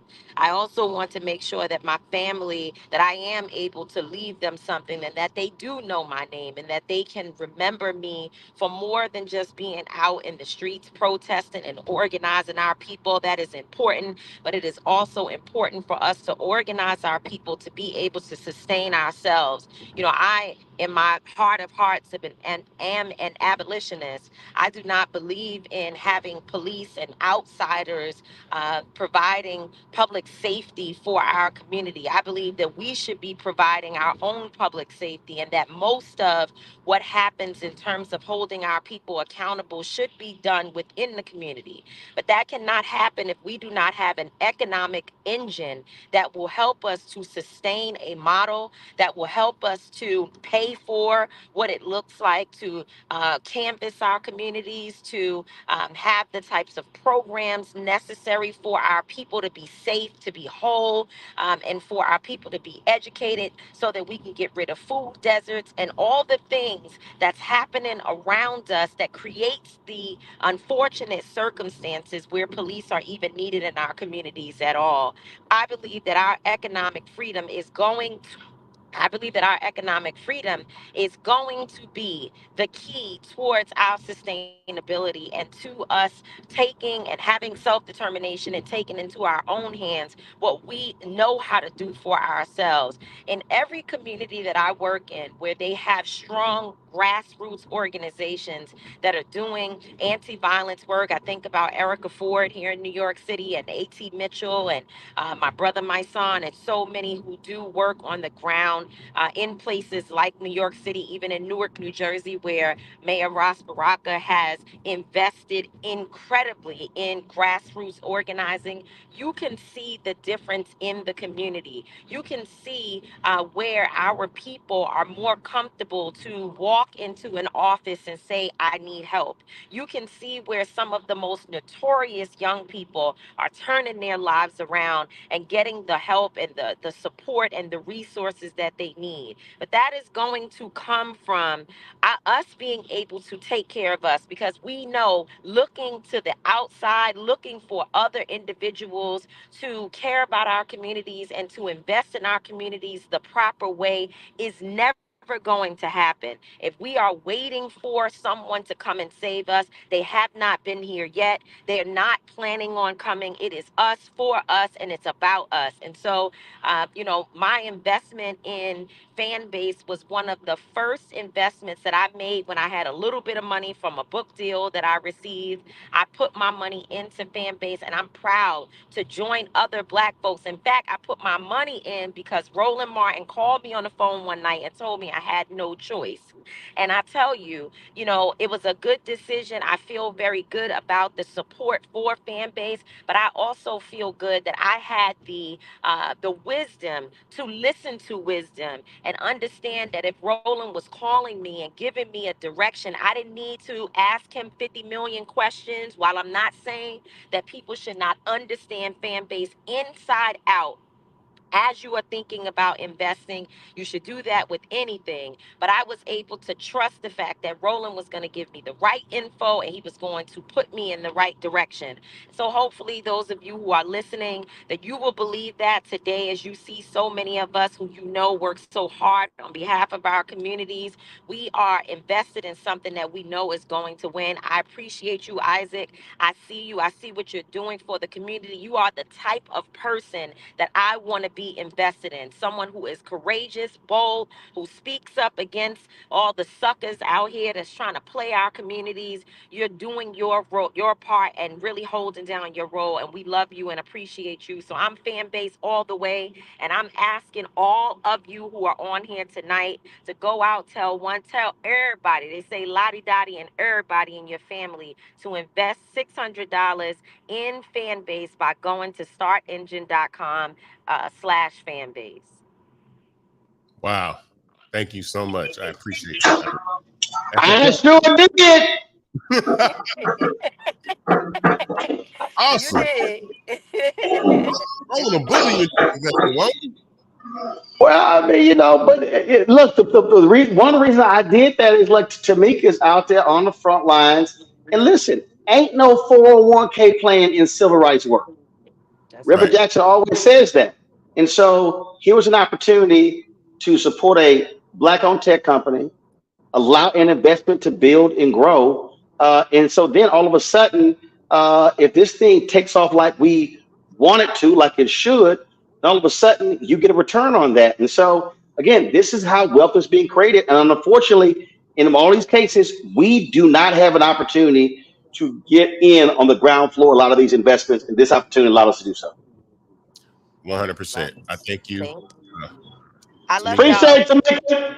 I'm not gonna buy out the bar, but it sounded good at the time because I was trying to do a little play off of Jamal. But I ain't buying out the bar. I'm on a 2-drink minimum and back home in the bed. I love y'all. See, this is why for me, by not drinking, I don't spend no money on alcohol. Right. We know. Water. We know. You tell us that all the time. And you don't You got need alcohol ever. all right, Tamika, appreciate it. Good to see you, darling. Um, Folks, go we ahead, got Isaac. next. Go Candy. Hey friends, what's up? It's your girl Candy. A lot of y'all know me from a lot of different media platforms, but most of y'all know I'm about my business. Let's just get straight to it. And with that being said, over the years, I made a lot of investments. I've invested into a lot of different things, but I would have to say there's not been many times that I've had the opportunity to invest into a company that has the potential to be $1 billion company one day early on. How many times have we heard people say stuff like, oh, if you would have invested in Apple back in, I don't know, back in the 90s or the 80s, you would have $100 million right now. I'm just making up numbers, okay? I'm just saying, but y'all know what I'm talking about. How many times have we heard that? And we always say, dang, I wish I would have had that opportunity. Okay, with that being said, I am an investor in Fanbase. I got in early, and I'm not telling you what to do. I'm just telling you what I did. I do think that this company is on to something. I feel like we all know social media is huge, and we all seen different apps blow up crazy, right?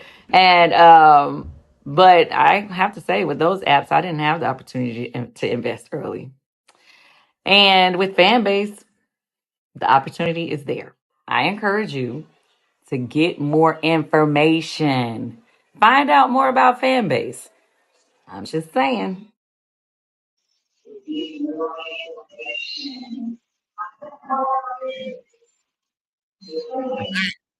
We got Kimberly Blackwell rolling. Kimberly Blackwell, what's happening? Kimberly, Hey, how y'all doing? what's good? Good. I'm glad to be here.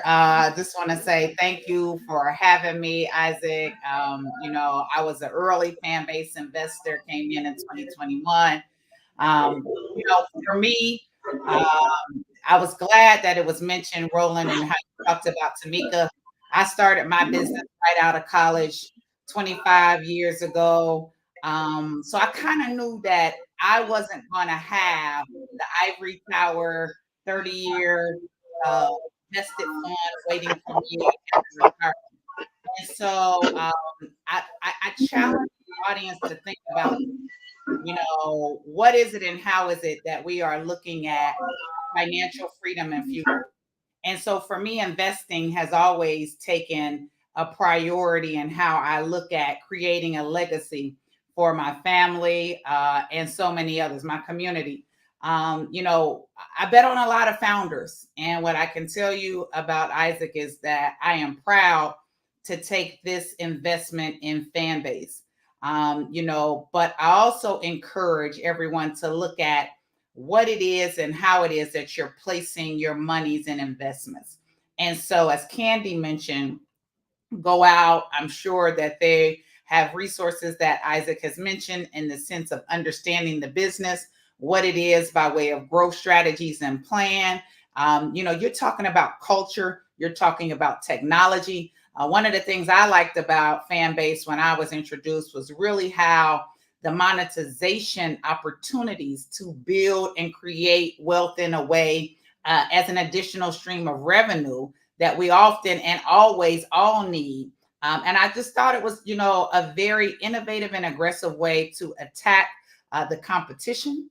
Competition is healthy. We have multiple platforms that we use, but we should also all be using and supporting Fanbase. And so for me, investing is personal.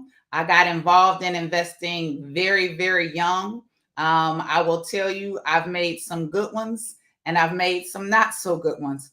Investing is about risk, and you have to understand anything that you do, and the $600 or more, it's 25,000 people that we're asking to invest in today and, beyond.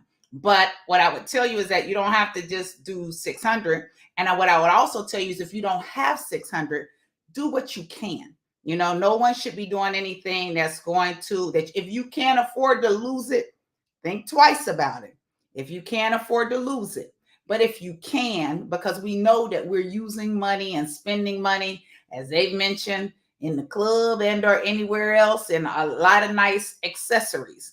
But why not take an opportunity to get into something at, what I don't even want to say startup, because now we have a history of performance. The business is still here. So we know that Isaac and team are doing some of the right things in the sense of where and how they've expanded their product offerings from the initial set. And I'm actually just proud to be a part of the tribe. I think we have to understand too that other communities are so good at supporting one another. So why wouldn't I, when he called me, and I do, thank you, Lord, have, why wouldn't I put money into supporting another business that I believe in, another founder that I believe in, to do the right thing? And what I will tell you is that I sit in a lot of investment communities where folks talk about the deals that have been mentioned, where they put in less than 5,000 up to 25,000. And as was mentioned, they are wealthy individuals. We have an opportunity to do the same. And I encourage you all to go out, look at Start Engine /Fanbase. If you have questions, Isaac, I do encourage you, because if there are a lot of questions in there, we do need to make sure we're directing them to where they can have it and feel good about it and inform, because I know you've already done the work. And then, let's take this ride together, because Lord knows that I am hoping that this is the one that allows me to cash out. We gonna cash you out. You getting cashed out. You getting cashed out. This is a community effort. Look, man, if we don't own infrastructure, I think I say, look, man, and this is a conversation that I have all the time. I went through a list of Black-owned inventions, and it just broke my heart that we invented ice cream and we're not Breyers. We invented the alarm system and we're not ADT and Brinks. It's just, at some point, we have to stop and build the infrastructure. If we're not, we're just going to be assisting our culture through somebody else's infrastructure. And that infrastructure is going to be $1 billion trillion asset that creates generational wealth for a bunch of other people that are not us. And it's just, it's time to do that. And if we don't, we do ourselves a disservice. And really, capital is really what separates, all of it. It's hard to get capital. Like equity crowdfunding is really what is the godsend for us to be able to do this. But it's the win is that we all own this company together. Everybody's a shareholder in Fanbase, and by using the platform, you continue to make it grow, and it makes it extremely possible to do that. So I tell everybody, man, listen, we created scratching in hip hop, and we don't own the turntable company. There you go. Again, that's what happens, and I need everybody to understand why we have been on this live. This story just came across. OpenAI, okay, the company. Mm-hmm. They have raised $6.5 billion in their latest raise. Now, mind you, the entire U.S. venture capital market is $150 billion. They raised 6.5 billion. So the reason I'm saying that, folks, they raised 6.5 billion. That means that they value that company at $150 billion. $150 billion. Folks, I'm telling y'all, black people, this is a fact. Hey, We Roland, owe- and I need to say this too, because I do believe in folks understanding what they're investing in, but I will also tell you the game. Because hold on. We're getting a lot of feedback with your mic. So Isaac, let's mute our mic. So hopefully that fixes the problem. Go ahead. The only thing I was going to add to that is that oftentimes I get calls on companies I know nothing about. But what the call is, hey, Kim, we have an opportunity, put you on the cap table. Here's what we need from you.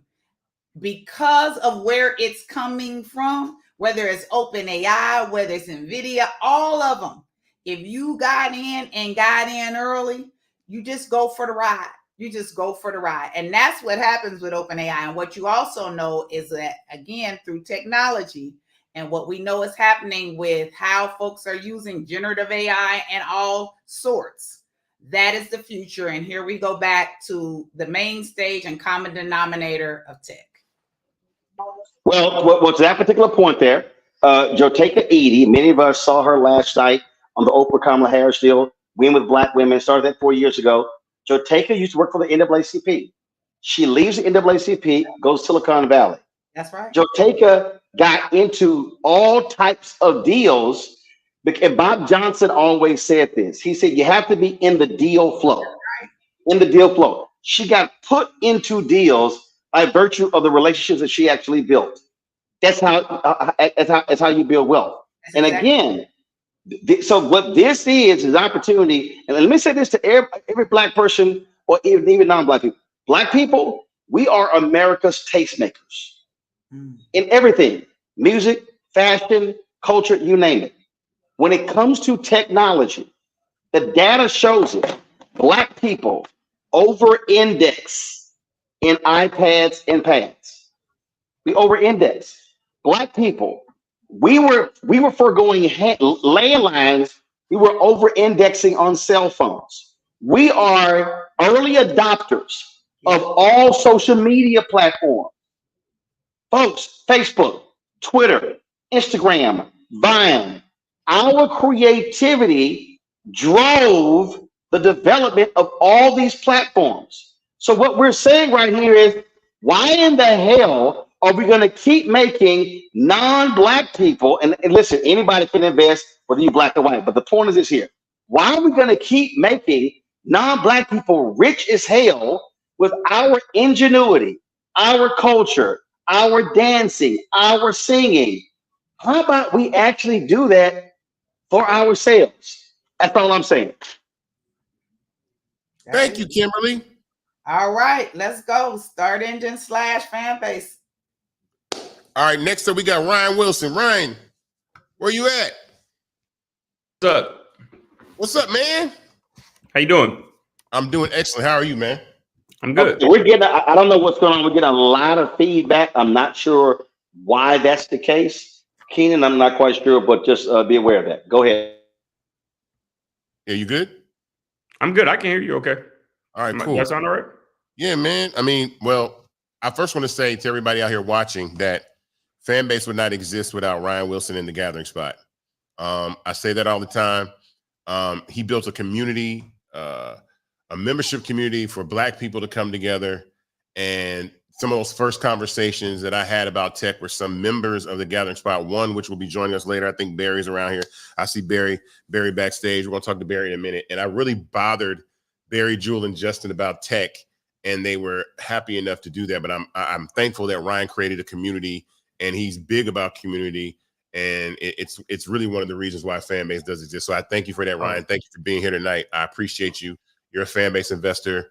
You were always talking about this. We got some things we're going to work on with Fanbase and in the audio space coming real soon. So, but I'll let you take the floor and share your thoughts. Well, first, man, all love. I was very humbling, right? Is to be able to hear stories like that.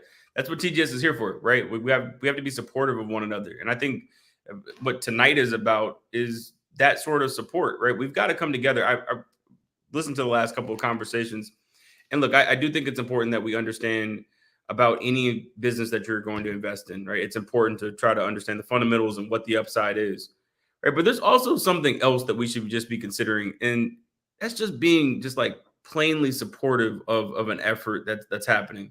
We're not asking in this case for everyone's life savings, right? We're asking for folks to participate in trying to build continued momentum with something that we, to Roland's last point, something that we know that we can control, right? So I'm proud to be a part of the effort. Yes, because the upside is something that's interesting to me, right? But I'm even more proud, right? Because I love to watch a company start and continue to scale, and like there's return on my investment just for being able to participate in that part of the process. So I encourage folks, look, we are not in enough deals, but when there's a deal inside of our community with people that are doing good work, that have the same values that we have in terms of like what business can be about, we've got to step up to the plate and make sure that we're doing our part. So again, I'm happy to be here tonight, but I'm excited for where this is going collectively. We have the opportunity here in ways that we don't have with a lot of companies to really influence the future of this company. Yes, with our dollars, but also just with our participation. And that's huge. So all in all, startengine.com/fanbase. And you got someone that'll be a supporter for the entire run here, because it's genuinely an honor to be able to participate in any way in a company. Man, thank you for that. I appreciate you. We gotta continue to build and work and build our businesses, but especially in tech, people don't understand, like, we all have the ability to increase the value of a tech startup that we own. A lot of people didn't get to own tech startups. I'm like, man, we need to own these bad boys, you know what I'm saying? And run it up, man. I mean, these companies are $1 trillion companies. And honestly, when I talk to the creators of when I talk to the creators that use these platforms, I don't care what color they are. They really say these platforms don't even treat them well. They don't listen to them. They don't listen to what they want to do. We're in the middle of building a platform. We're building RTMP streaming for gamers so they can have Twitch, right? We're building new functionality in the audio. We're building For me, I need RTMP to stream Roland Unfiltered on Fanbase. We're streaming on Fanbase right now, though. We're on Fanbase right now. We're streaming live on Fanbase right now. I don't know how Ramiro did it. I don't know how the team does it. But honestly, I to that point, right? But like, we need to hold Fanbase and you to the same standard that we hold other things to, which is to say that we blow things up all the time and aren't participating in them in any way, right? So again, like, it's important to talk about the upside and the opportunity that exists here, but it also is just important for us to say, look, being able to be engaged is a thing, right? Like that there is return. There's something valuable in that engagement. And frankly, we do that all the time in other contexts. We get very, very, very passionate about making sure that the world knows about the things that we care about. We should keep that same energy here, right? Like, again, you'll make some money, yes, right? But before then, this is going to be a beautiful journey. And that is something that, again, I think we've got to continue to highlight. Absolutely. Well, I mean, I know we'll be able to do that. The Gathering Spot is a large community. We got some stuff that we're going to do in audio I'm excited about. I thank you for being here, Ryan, as always. I appreciate you. I appreciate y'all. Be well. And everybody, startengine.com/fanbase. And you will see us at the Gathering Spot, especially with all the events that we do. We're doing thousands of events a year. We're going to make sure that we do even more work with Fanbase as these experiences are happening. Just correct it. Startengine.com/fanbase. /Fanbase. I appreciate you, Roland. Sorry. It's good. I'm old I school, got you. Roland. That's almost a reflex. I understand. Hey, we got about 4 minutes left, y'all, in the Invest-A-athon. Pinky Cole was on. Roland, we got a little bit more than that.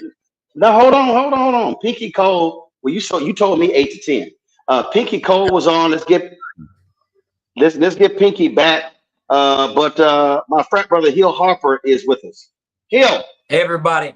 Hey, listen. It is wonderful to be on and listen. I am an investor, a very, very, very early investor in Fanbase, proudly so. And I encourage everyone to join me. join me in investing in this company. I've invested in many companies. Some have worked well and the investments were great. Some have not. That's the nature of investing. But this is a unique opportunity. And there's an opportunity cost to not investing.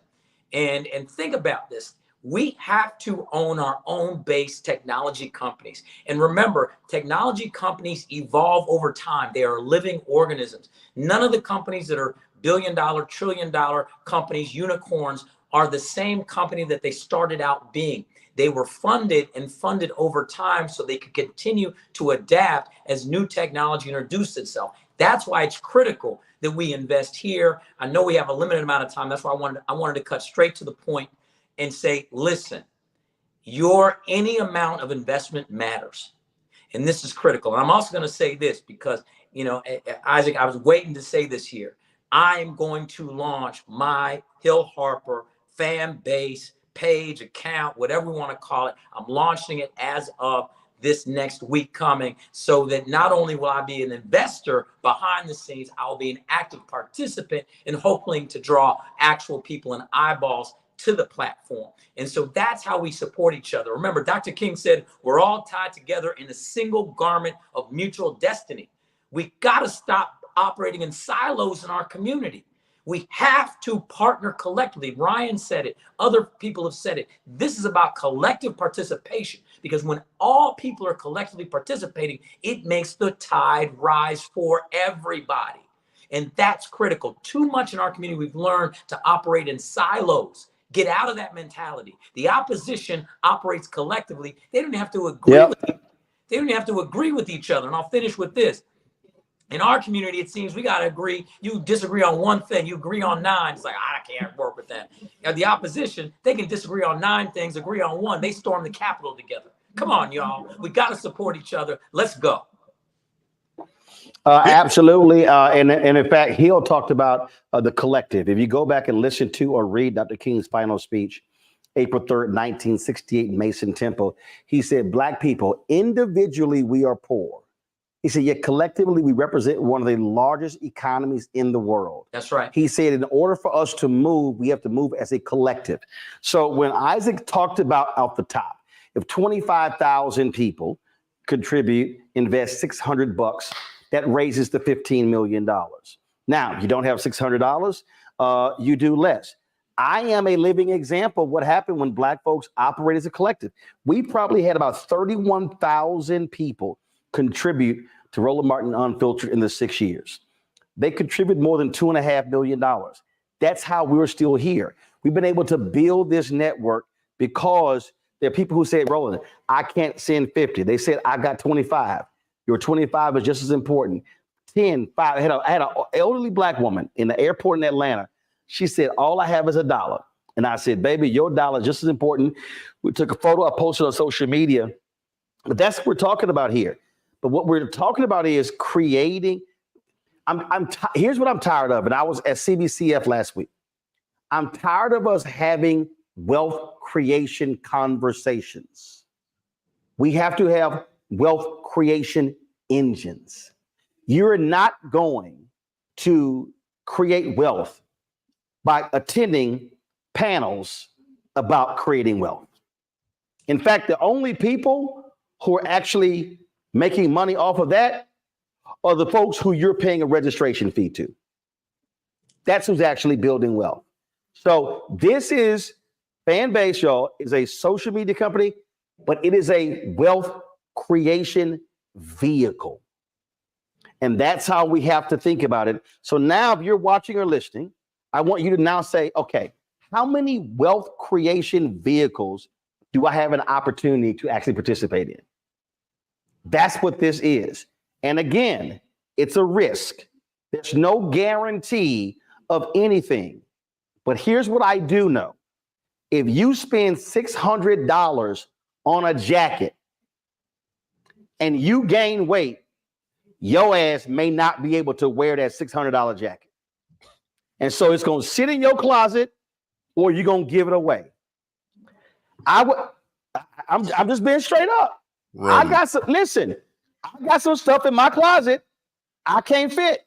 So if I want to wear that stuff, my ass gonna lose some. Send it to me. My ass gonna lose some weight. Well, I'm taller than you, so that's not gonna work. So that ain't gonna work. Don't get on here. Hey, don't get on here and lie, Roland. Come on. Hill. Oh my God. Don't make me post a photo on Fanbase, Hill. Don't make me do it, Hill. Post a photo. I don't want to hurt you, Frat. We try more people there. All I'm saying, folks, is this is a wealth creation vehicle. And I'm telling you, Isaac knows this. Hill knows this. I know this. White boys and white women all across the country, they are in deals like this in order for them to be able to invest small amounts of money, have a big payoff in 3, 5, 8, 10 years, and they can sit back and chill. They can sit back and chill, and they ain't going to a 9 to 5. So that's all we're trying to say here, why your participation is important. So Hill, Harper, we appreciate you joining us, man. Thank you so very much. Love you both. Keep up the good work. Love you, Frat. So, folks, here's the deal. I'm about to jump off. I got to go pack. I have to fly to Atlanta tomorrow. I'm being inducted to the National Black Radio Hall of Fame. So I got to pack. Congratulations. I got an early morning flight. I appreciate it. Got an early morning flight. So I'm going to leave you with this. And y'all, this is very basic. This is very basic. Go to startengine.com/fanbase. The information is there for you to read. Everything is there. All the information is there. And I'm telling you, y'all, I want y'all to understand, I get technology. I'm 55 years old. I'm 56 in November. I think I am. Yeah, I'm 56. My brother's 57. I'm 56 on November 14th. He's 57 on November 13th. Okay. I'm on Facebook, Twitter, I don't call it X, Tumblr, Instagram, Fanbase, LinkedIn, TikTok, Snapchat, Threads, Spoutable, Spill. That's 11 social media platforms. Of the 11 social media platforms that I am on, I do not own any equity in 10 of them. Let me say it again. Facebook, Twitter, LinkedIn, Instagram, TikTok, Snapchat, Tumblr, Threads, Spill, Spoutable. Those are the 10. The 11th is Fanbase. Those are the 11 social platforms. And I might be missing some. I'm on Flickr, 12. Got photos over there. I only have equity in one, which means out of all the social media platforms, somebody said too many platforms. No, it's not. But I'll throw in YouTube, 13. Out of the 13 platforms, the only one that I have equity in is Fanbase. Because Isaac has taken advantage of the crowd fund regulation that was signed into law under President Barack Obama that allows regular, ordinary people and not institutional investors to be able to get in. So Black people, when you make the investment, it's not a question of just, man, I'm gonna cash out in a year. You literally are creating economic value for your children's children. I don't have any biological children, but I raised 6 of my nieces. I'm creating economic value for me, for my family. That's how we have to be thinking. Last point. We have got, as Black people, we have got to stop talking about Black Wall Street in the past. Oh man, we built Black Wall Street. No, you did not build Black Wall Street. They built Black Wall Street. What you should be thinking about today is, how do I build Black Wall Street in 2024? So 50 years from now, a little Black kid, a little Black girl, a little Black boy, that's going to Black History Month program, they're going to be talking about, oh, there were a group of people in 2024 who decided to do Black Wall Street in the 21st century, and they invested in a platform, a social media platform that then blew up and was worth billions, and they're going to be talking about you, as opposed to 50 years from now, we're still talking about Black Wall Street from the 1920s. You got to make a decision today. Do you want to be remembered 50 years from now as creating the new Black Wall Street? Or do you want 50 years from now, they never bring up your name because you bypass an opportunity to participate in Black Wall Street 2024? Isaac, I'm done. Thank you. But you ended your segment amazing. Appreciate you, Roland. Thank you very much. Appreciate it. Roland, I told Roland I'm gonna buy my Phantom one day. I don't know when we get to the billions. Roland's getting the Phantom.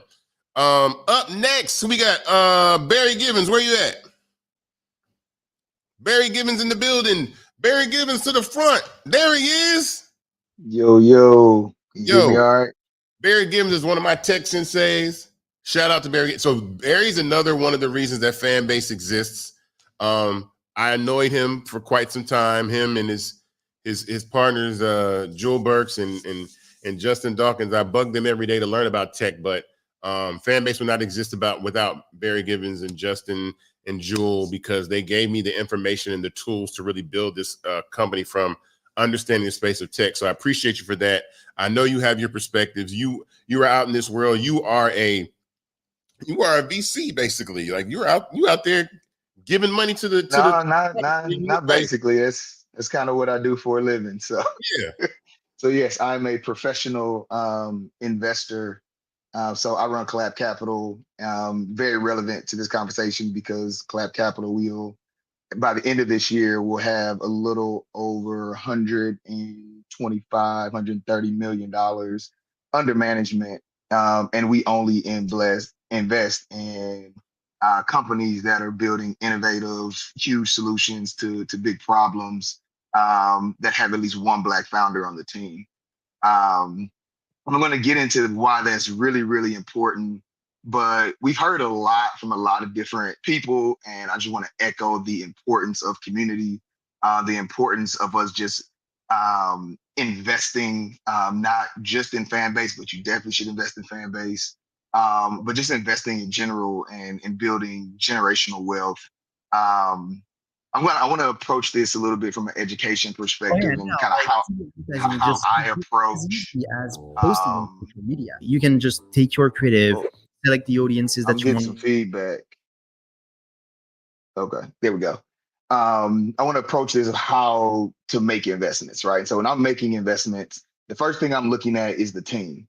And Isaac and Ramiro have been killing it from the day that Isaac started this. From the time he brought Ramiro on the team, they've just been releasing product, releasing features.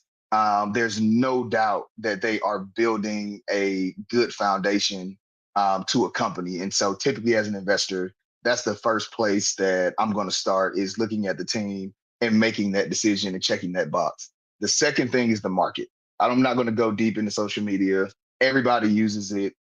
It's for everybody, not just Black people. We want to bring everybody over to Fanbase.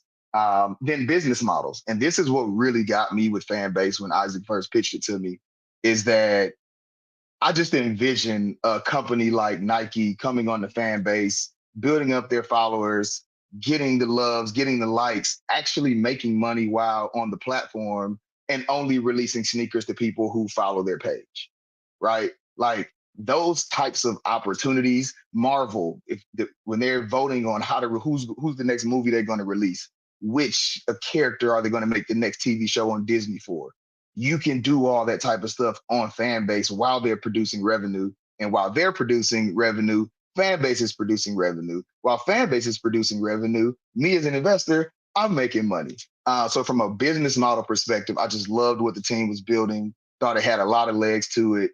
And so that's why I continued to push Isaac and work with Isaac to make sure that this became a reality. But the most important thing that I typically look for in an investment is, how can I help that investment grow? And this is the truly special part about Fanbase.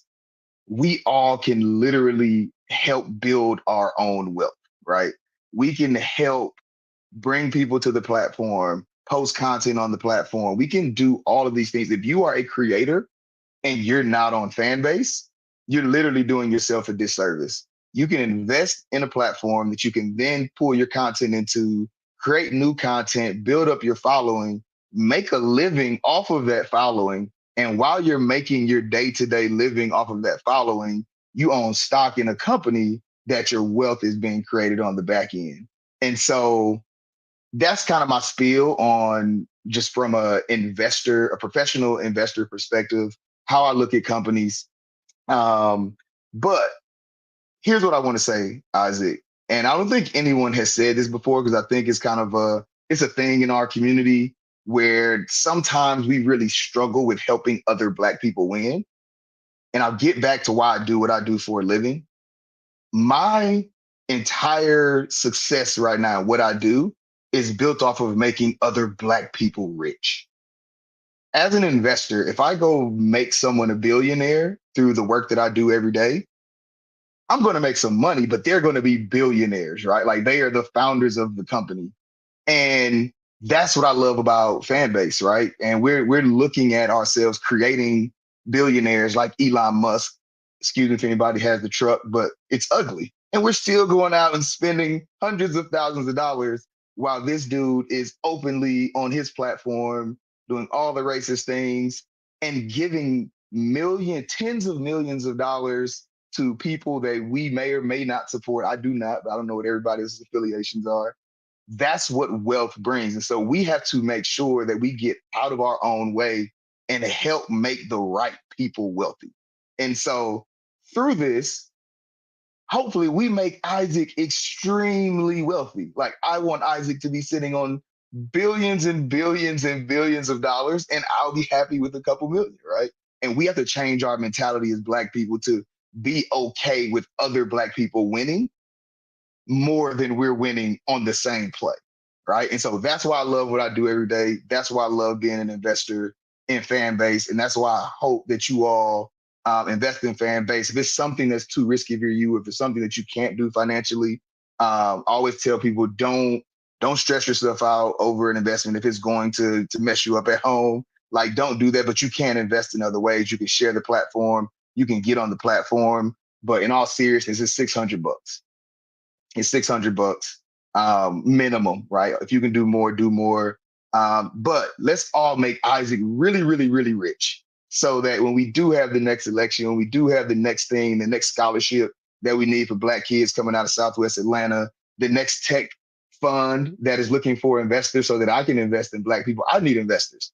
I would love to make Isaac rich so that he can actually invest in my fund, right? This is how money works. And we have to make sure we have more uber rich Black people that have the same values that we do, that believe in the same things we do, so it makes conversations like this easier. And I'll stop there. I know we're already late on time, but love what you're doing, Isaac. I want you to continue. I know that the path gets hard as a founder sometimes, but yeah, just kudos to you, kudos to the team. And as you know, I'm always here to support, always here to show love. And so whatever you need, I got your back. But peace. My God, thank you. I got a word for that. You know, I got a word that I call. Well, you know that word I call, or word I use that we need. I was trying to be You know what? Just in case you want to post this later, I didn't want to go that far.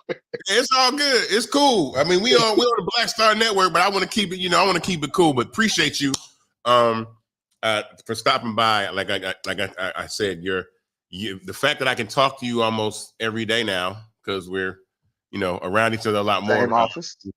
Yeah, I appreciate it. So thank you for stopping by tonight and coming to Invest-A-athon. I thank you so much. All right, bet startupengine.com/fanbase. Y'all check. Start Engine. You said start up. Start Engine. Man, look, it's late. And just like startengine.com. Same week. So I already know. Yeah, but it don't matter. I shouldn't have messed it up. Startengine.com/fanbase. Go join me as an investor. And I look forward to seeing y'all on the platform and at the celebration when we all on Isaac Yacht. All right, my guy. Appreciate you. Peace. Don Cannon, where you at? Where my guy Don Cannon at? Where the Cannon at? Uh-oh. There he is. Hey man, Isaac Hayes for president. What's going on, man? What's going on, brother?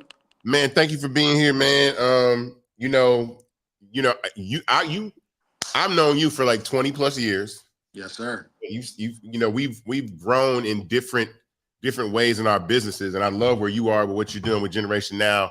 For people that don't know Don Cannon, you better know Don Cannon. He is responsible for some of hip hop's greatest hits, and also the co-founder and owner of Generation Now, a record label that has signed phenomenal talent, multi-platinum talent like Lil Uzi Vert and Jack Harlow. Yes, sir. They continue to build that. They are some of the best marketers I've ever seen. The content is incredible. It's amazing. Appreciate that. Glad to have you here. But we've been on this journey, so I want you to talk about Fanbase, your experience, investing, using, all that kind of stuff. But I'm glad to have you here, man. I appreciate it, bro. Glad to be here. I want to start off, being real. And the first thing that I have to say is we all want each other to become the most powerful human beings we can in a positive way in the community. That way, like the last gentleman said, so we can fund other things. We don't get that chance as people. Like I started Tomorrow App, we started Generation Now. And the first thing we all coming from, me, I came from the hood, the fake ghetto is what they call it. But the hood to where I cannot get people to believe in us around us. And we need to start that by creating these platforms that'll help us get to the next level and build this talking points from me and you and get into there. So, the same thing I feel with, Start Engine is so great to have something like that where our people can invest small amounts of money. There's so many things on there that you can get into, all tech companies, there's products. I know one of the girls we went to school with, she has a beer and she's trying to start that up. So I think that platform and other platforms help us get to those points where we can give that money away. I buy Jordans maybe once a month. I buy shoes once a month. It feels good to be able to look at things and to, invest in things that will help me, like the guy said, 3, 5, 8, 10 years later, and give back to the community as well. So I see where we can run parallel as founders of companies and be those people that bring the community together to learn how to invest, build wealth, and do it for our families, friends, and those neighboring around us. I don't know where you went. I know you're a busy guy, so I don't want to hold you. You took quick time out to stop through, but you got to come by the office too, and we got to work on some other stuff together. I know. I heard you move right around the corner. Yeah. You move right around the corner. We about to make Tech Village over there now, since they want to keep moving around. Look, I'm already working my magic. I'm already pulling. Look, that's the thing. I'm already doing with this position over here. I'm already pulling other black startups in this building right now. This building is getting browner and browner every day. Like Barry, who was just on, me and Barry are in the same building now. So I see Barry almost. Yeah, I heard him say that. Yeah. So I keep hearing it's moving too. I keep hearing people going to Austin, people going to Miami, people still going to Frisco. Yeah. When it's dying down. Why not come to Atlanta and be a part of that? I started rubbing my hands together because I was like, "Ooh, we got it, we got it." We're a block away, so it's still Tech Village for sure. All right, man. I appreciate. Make sure you invest, man. I put some money into this guy. I want to see this guy successful, man. He's always been a stand-up guy. You win. This is all I'm saying. That's all I'm saying. Startups. The thing about tech startups I say all the time is these companies don't get to $30 million and 40 million, and then everybody, you put your money in. These companies get to billions and billions of dollars. These are 100x, 1000x, 2500x returns on investment. So that's why I tell people yo, you tripping. Yeah, and it's me. I'm a little different. Like I love the passion and I love projects and things, but I actually invest in the executors. And you're an executor. So I feel like you could take that brand to the next level and you can do multiple brands to the next level. So that's where I focus really as an investor. And we don't speak to that as much. A lot of people are like, well, I don't want to, get into coffee because I'm not, I don't drink coffee. I don't do these things, but I believe in the executor.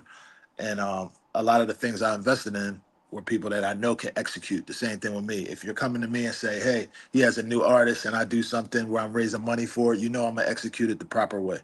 So those are the things that I look for as myself as an investor. But just make sure you take advantage of it. It's there, it's in front of your face. Start Engine / Fanbase. I love that platform. I love the scale. You can go there and get all the information you can from the app. I've seen a couple people in the comments talking about, well, if you raise the 17 million, what are you going to do with it? What is it for? These are questions that need to be asked, for certain people. But all the information is there. Isaac is a good talk box. He'll give you everything from top to bottom, everything you need. And I love what he's doing. The executor, Isaac Hayes III for president, future president, and and go to Fanbase on Start Engine / Fanbase, and just throw some money at it, man. It'll turn into something. I promise you. Thank you, my guy. I appreciate you. Always. All right, my man. Yep. Up next, we got one half of Civic Cypher. Man, my man Q Ward. Q Ward has been here the whole time. Q Ward said he was enjoying the show, but I want to bring Q Ward in. This guy, there he is. What's up, man? My brother, what's going on? Man, thank you for being here. You guys have been supporters of what we're building over at Fanbase for quite some time. Always represent anytime you guys like, look, you need me to. Y'all put me in the magazine. I was like, yo, y'all gave me some. I was in hip hop, and I was in Hip Hop Weekly. Like, what's up? Like, you guys, that kind of support is invaluable, though, man. I think it's invaluable support. I appreciate you for doing that. All these people that are on this call, I'll say this in this Invest-A-athon. I want to express to anybody out here that's watching right now, nobody's being paid to be on here. Nobody's being paid to be here. These are people that care about what we're doing. These are people that believe in it. And it's also, there's relationships that I've been able to have 5, 10, 15, 20 years and call on these types of people because number one, I do believe in doing good business. I do believe in being transparent. I do believe in doing something for the Black community and make sure that we have an opportunity to invest. I mean, this is being streamed now on 3 YouTube channels and will be available after the stream for people to play. And that's when this thing's really going to get played, is after it's over, people going to start watching this and really, cutting it up and chopping it up and doing all this stuff with it. So I'm excited to have you here. But, I want you to tell everybody about your journey with Fanbase and why you believe in what we're doing. Well, the biggest thing is you created an economy where we don't have to be passive investors. Ike and I go back, I call him Ike, 15 years and investing in Fanbase. I don't have to put my money into something and hope it works out. As a community, all of us investing into Fanbase, we can make our return happen. We can make it the biggest social media platform out there. Like our brothers said before, by simply participating on the platform. So when there's an economy where creators can invest, bring all of the things that we do to make Instagram popping, to make Twitter popping, to make YouTube popping, we are the engine, but the infrastructure reaps the benefit. We have now, or Ike has now created a platform where we can bring our content, bring our creativity, and bring our creations, and then explode the platform, and all of us get to participate in that explosion. So I'm looking forward to celebrating that exit. I'm gonna be in Atlanta with you. I'm gonna be in the Phantom with you, or the Cullinan, whatever you say we riding in that night, and doing all that I can to really impact anything that you're doing, because I believe in you as a person. But this idea is brilliant. The first time you told me about it, I couldn't invest yet, and I was anxious. So I've participated in every round, every raise, and I'm continue to do the same and try to tell everybody I know to join me on that mission. Man, well, thank you. I mean, listen, I appreciate you and Ramses. You guys y'all some smart dudes, man. Y'all some real chill. Y'all fat. Y'all ain't got the magazine and a lot of stuff. But I mean, media. But here's the thing about it too. Also, you guys being in media, I think that what's important about that is people don't understand that Fanbase is disruptive. Fanbase puts the power of media in the hands of every single person. Newsflash, as soon as they put video into social media, we all became television networks, right? We all became television networks that can distribute content amongst ourselves. So even you guys have the ability, like, I want a hip hop. I think I need a hip hop weekly fan base page because, like, I it's a way to take that media and even take it into a audio visual space or audio space or even build more. And that's the things that we'll be able to do. So when I thought of the media space, I'm thinking like, man, there's so many opportunities for people because social media is just little pieces of television now. It's just we scroll, we channel surfing all day long to see who got baby oil on them, who getting locked up. But they're running ads in between all of that, just like they do on TV. But you own your own network, and so you got to monetize your network, and they're not giving you any of that ad revenue, hardly any. So you might as well start your own Netflix being yourself and get people to at least tip you for the content that you make. So we got some great things coming up, Isaac. We just did a new partnership with iHeart. They're about to more than double our footprint. You spoke about Hip Hop Weekly. We're relaunching Hip Hop Weekly either last quarter or first quarter of next year. And we're going to use Fanbase as our launching point for all of the new programming we got. So we're producing new podcasts, relaunching the magazine, and again, doubling the footprint for Civic Cypher in a new partnership with iHeart. Fanbase will be our home base for everything that we're doing in the creative space, exclusive behind the scenes, all of our video. Like, we haven't even done anything with video yet. All of our stuff is audio. So we are going to try to help explode this platform. We're coming to spend some time with you in Atlanta, spend some time in the office, brainstorm, and come up with ways to make this a massive endeavor for everybody involved. Well, thank you, man. I appreciate you for being here. This is massively important. I appreciate you guys' support. And just let me know whenever you're in the city, pull up. You've been to the office. You got to come to the new office. And people, and let me say something about the new office, because I want to express to people. Our lease was up at our old office, but I wanted to say that when I saw this community here, this is a community environment where I met a wonderful woman by the name of Natasha Parker, who built this entire office. And it's basically like a collaborative space. So just being in here, I built so many more relationships just by being in here. We were off silo, we were in the cut, and that's not really what social media is about. Social media is about being social. So you have to be seen. So we are, we have a partnership with Georgia Tech. We have HBCU partnerships. And so we're stepping out. For 2025, we're going to be a lot more visible. So I can't wait to have you at the office. I can't wait to get back to Atlanta. Ramses is looking for a house down there as we speak, so we might end up being neighbors, bro. Hey, Ramses, we took Ramses to Atlanta. He's strung out now. He's ready to make a move. Well, I mean, it's way different in Arizona. Let me tell you that. So yes, sir. All right, my guy. Appreciate you being here. Thank you, man, for your patience and hanging in there. Hey, man, I asked if I could come in early because I wanted to be more than just a passive participant. I'm proud of you, brother. I love you, man. And for always, anything we can do, you got it. Man, thank you very much. Appreciate you. Yes, sir. All right, my guy. Benaja Pool, where you at? I can't hear you. Turn your mic on. Are you muted? Yep, I'm here. Hey. There you go. What's going on? How are you? I'm good. How are you? I'm doing amazing. Glad to be here.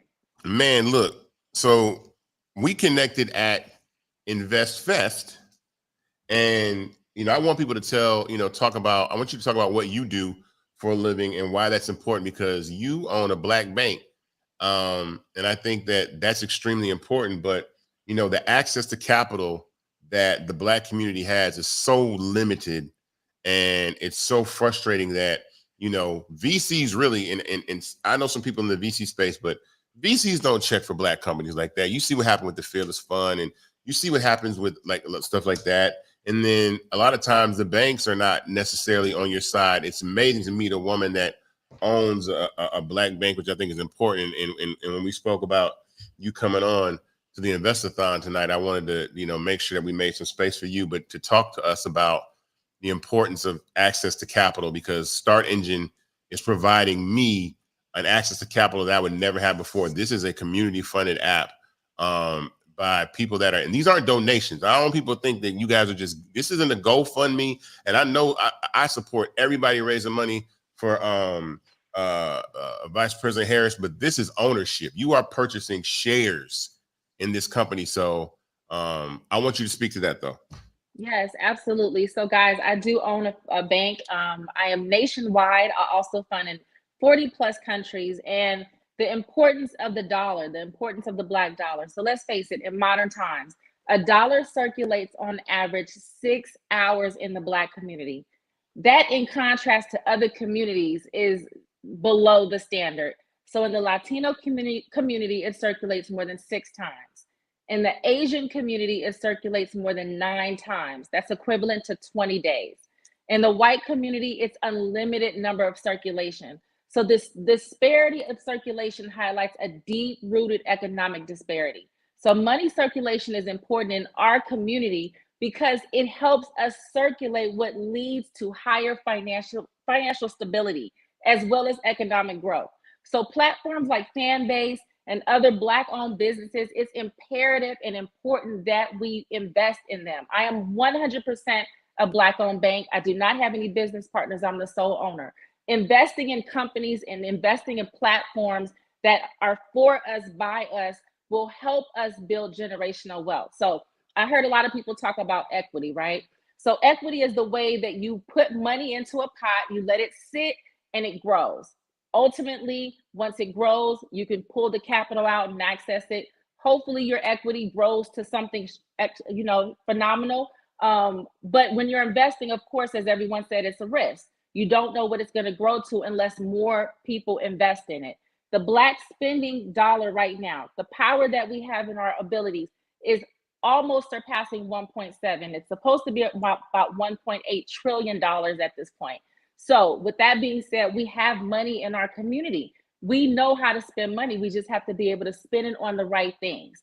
According to the Census Bureau, guys, 1 in every 5 white households is $1 million household. In the Black community, 1 in 20 is $1 million household. That's a big gap, right?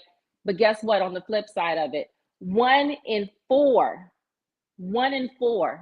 of the Black community household is either zero in wealth or negative wealth. So it is important to invest in platforms such as this. This is a technology company. Technology is only getting better. It's growing. It's not going anywhere. If you're going to put your money towards something, you have to realize that investing is a long game. Okay, you can't put your money in there and expect it to turn profit in 24 seconds. You got to leave it in there for it to grow. But guess what? If you put it into places like this, Fanbase, then you'll definitely grow a profit because, let's face it, it's been around for a couple years. I joined Fanbase in 2020, and I've been a member ever since. And I'm also an investor. So go to startengine.com/fanbase, startengine.com/fanbase, and invest. Look, it's only $3.99. Put in your $600. Let it sit, let it work for you, and gain your profit later. Thank you so much. You're welcome. You're welcome. Thanks for being here. I'm so gracious for you to be here in your your wealth of knowledge and what you're doing, and glad to have you as an investor in Fanbase, and we'll continue to build. Look, I might be knocking on the look. Y'all, banks got money. Look, we're gonna have to have that talk too. So absolutely. And look, you guys, if you guys have businesses, or homes that you own, don't be afraid to pull equity out of there if you want to, invest in other things that you're sitting on the golden ticket. After the big economic boom in 2020, COVID, we're all sitting on equity if you purchased a home during that time. So don't be afraid to tap into a little of your equity, pull out some capital, and invest in some of these businesses so you can turn profit. Wow. Thank you. Thank you so much. All right, we are back at the Invest-A-athon, Fanbase Invest-A-athon. All right, I'm about to pull in the big dog right now. I had an opportunity to speak at the 100 Black Men of America conference in Atlanta over the summer, and I saw Mr. Milton Jones speak. I got an opportunity. I got connected with him, and I want to bring in the chairman of the 100 Black Men of America, Mr. Milton Jones. Milton Jones. How you doing, brother? How are you doing, man? I'm doing great. Listen, I've been listening and feeling excited about the notion of our investing in ourselves, because all too often we invest in others, but not in ourselves. We create for others, but not for ourselves. And so when I look at the messages that we give to the young people that we work with, and we talk about what you see is what you'll be, which is what we really mean. And we think about our 4 pillars of mentoring, economic empowerment, health and wellness, and education, that particularly in areas of economic empowerment, the best way for us to empower ourselves is to invest in ourselves. And what you're building with Fanbase, if we're making the owners of Facebook famous and rich, if we're making the owners of so many other, tech stocks famous and rich, then we need to make sure that we're taking advantage of it here. I've invested in stock for more than 35 years, not as a stockbroker, but as a person just trying to be a little frugal and making a little more than a savings account might generate. And I didn't invest in 1990 in Apple, but if I had, it would have cost me 31 cents a share, and yesterday it was worth over $220 a share.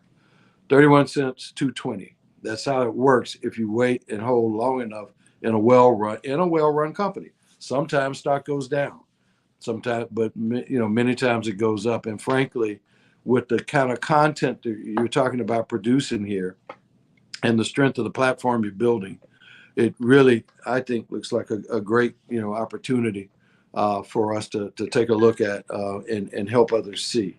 I've taken a look at it. I'm going, I was in the process of investing when you called on me, but I'm going to get that done tonight. And I believe whether it does something great for me, I got children and grandchildren. And, I think it's been said that one should take care of one's children and their children's children. And so as such, everything's not a quick hit gain, but the long-term gain can be great. And I know there are members of the 100 that are on the call. We reached out to some of the brothers and asked them to join. And I'm excited about the possibilities that exist here. And just glad that you're stepping up the way you are, Isaac, and so many others that I've heard tonight. Jamal, Bryant, very inspiring, who's chair of our interfaith committee for the 100, that his messaging, was very, very impactful, and so many others, that we've got to make sure that we have our eyes open and don't say, how we miss this, how do we miss that? Well, if you don't eventually stop at the bus stop and get on, you're not going to ever ride on the bus. And so I think that, and then you go from that to riding on other things. So I just think that we've got to make sure that we, take a look, don't invest more than you have. I think, as you said, at $600 per investor, you reach a huge number. If you look at 25,000 people, and I think it was Kim who said everybody may not be able to do, $600. So do 300, 399, do less, do whatever matters, but don't stop there. You can always come back next month or month after next. And so there are many ways to build an investment portfolio, and it's not all built at one lump and one bite. It's built over time through steady investing, through dollar cost averaging, which, if the price continues to rise, it'll be a little more next month, but you did buy some this month. And then after that, but what you bought this month rises next month. And so if you look at that kind of approach and you're patient, then, and there'll be questions about that when you go to enroll. Are you looking for overnight success, or are you looking for the long term, a 7-year plus kind of range? So those are questions you got to ask yourself. But I think when you do, you'll find that what Isaac and this group is doing is going to make a huge difference, not just, in the short run, but in the long run, and for, our people to have a platform that is run by our people. So Isaac, again, thank you for what you're doing, and thanks for what you did at our conference. It was great to have you there, and we look forward to having you again. Man, thank you. I appreciate you. I know you're going to be an investor. We talked about that. How many members does 100 Black in America have? 5,000. Look at that. That's a quarter of what we need. We got 5,000 to invest 600. We in there. Well, we're gonna get the links spread around. So, okay, for sure. Well, thank you for stopping by. I appreciate you, man. Thank you. Back soon. All right, my guy. See ya. Man, that's awesome. Milton Jones, we'll be right back with Fanbase Invest-A-thon in just a moment. What's up, y'all? Look, Fanbase is more than a platform. It's a movement to empower creators, offering a unique opportunity for everyday people to invest in Black-owned tech, infrastructure, and help shape the future of social media. Investing in technology is essential for creating long-term wealth and influence in the digital age. The Black community must not only consume tech, we must own it. Discover how equity crowdfunding can serve as a powerful tool for funding Black businesses, allowing entrepreneurs to raise capital directly through their community through the Jobs Act.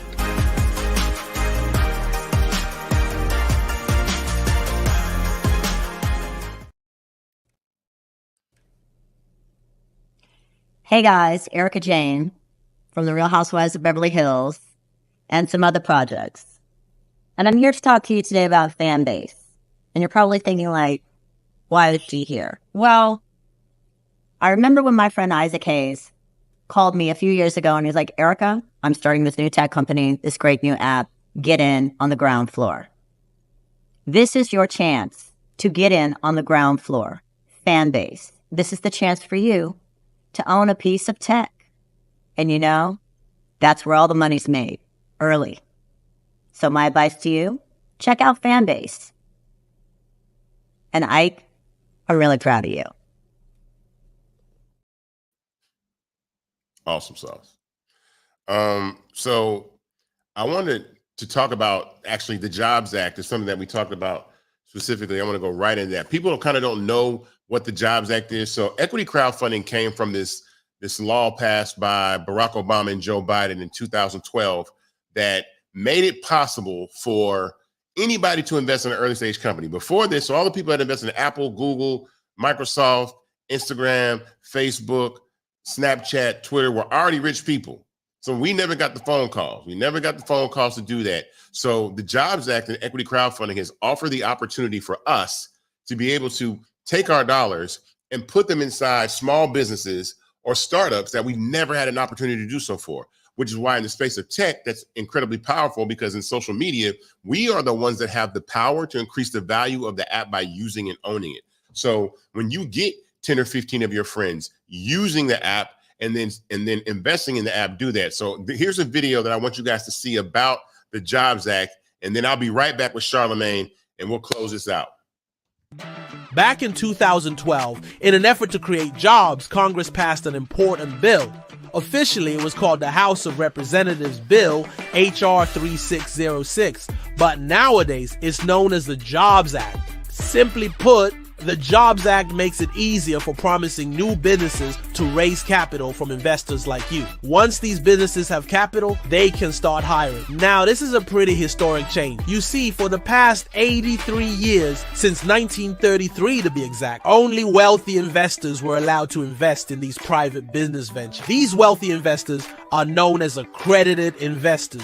An accredited investor has a net worth of at least $1 million or earns at least $200,000 per year. But the Jobs Act will allow all investors to invest in early stage startup companies, regardless of their income or their net worth. As the Wall Street Journal wrote, if all goes well, small companies can raise cash relatively cheaply, while investors get a stake in an innovative business with limited downside risk.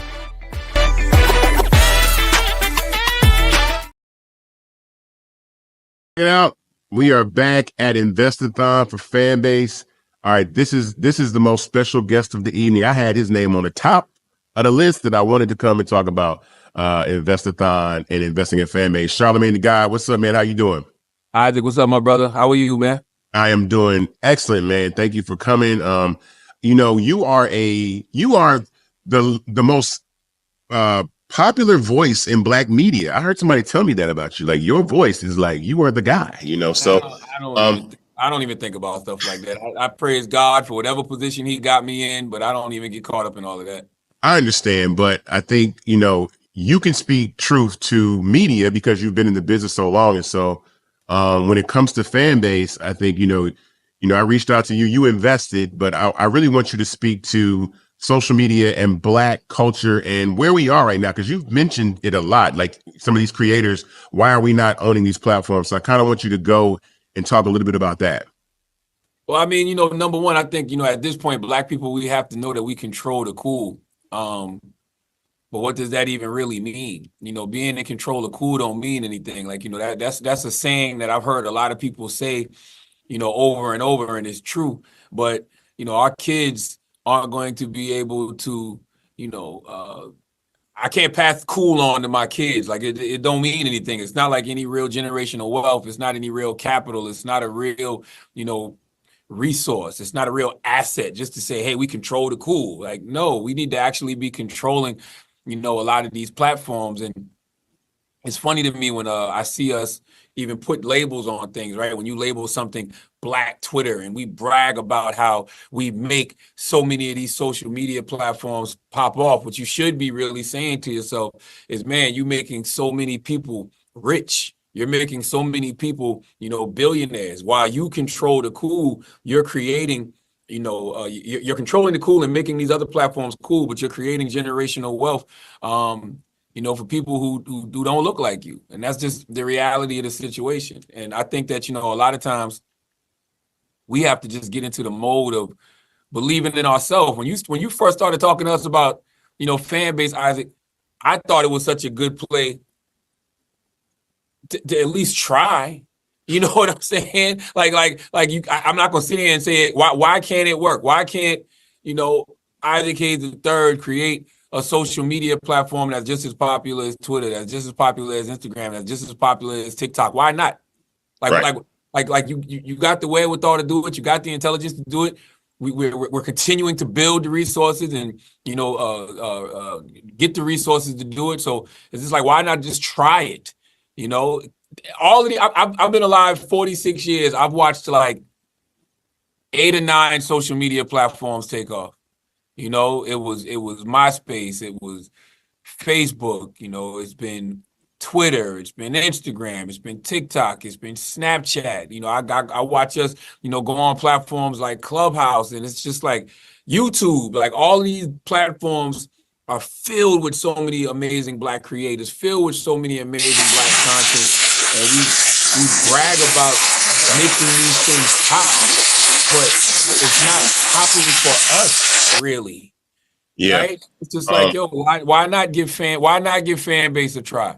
Something that I notice is that all these institutions of entertainment are infrastructures that are not owned by us. So, NFL, NBA, TV, film, and social media. And so the companies, the apps that you're talking about were really funded by seed investors and a small group of people. Now, the difference between us and them is capital, which is why we're here tonight. Capital is really the big difference maker in this. And so investing in Fanbase gives us the capital to actually compete on a level that these platforms operate on, and we're able to scale to the next level and raise more capital. So that's the process, and people don't understand how important that is. And I know you can talk about that.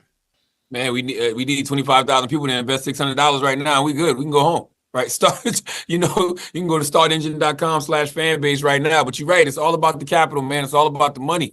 Cash rules everything around me. Dollar bill, y'all. Like, you got to spend money to make money. You got to invest money to make money. And I mean, that is always our biggest hurdle. That is always our biggest obstacle. And that's why I tell people all the time, don't trip about where Black people are, because we're babies in this thing. And, we're really just starting to learn a lot, and we're really just starting to, get in these spaces the way that we need to. And, people like yourself, Isaac, with Fanbase, y'all the first of its kind. And, that's why it's important to make things like this work, so we have a really solid foundation to stand on. So yeah, people need to go to startengine.com right now and invest some money in the Fanbase.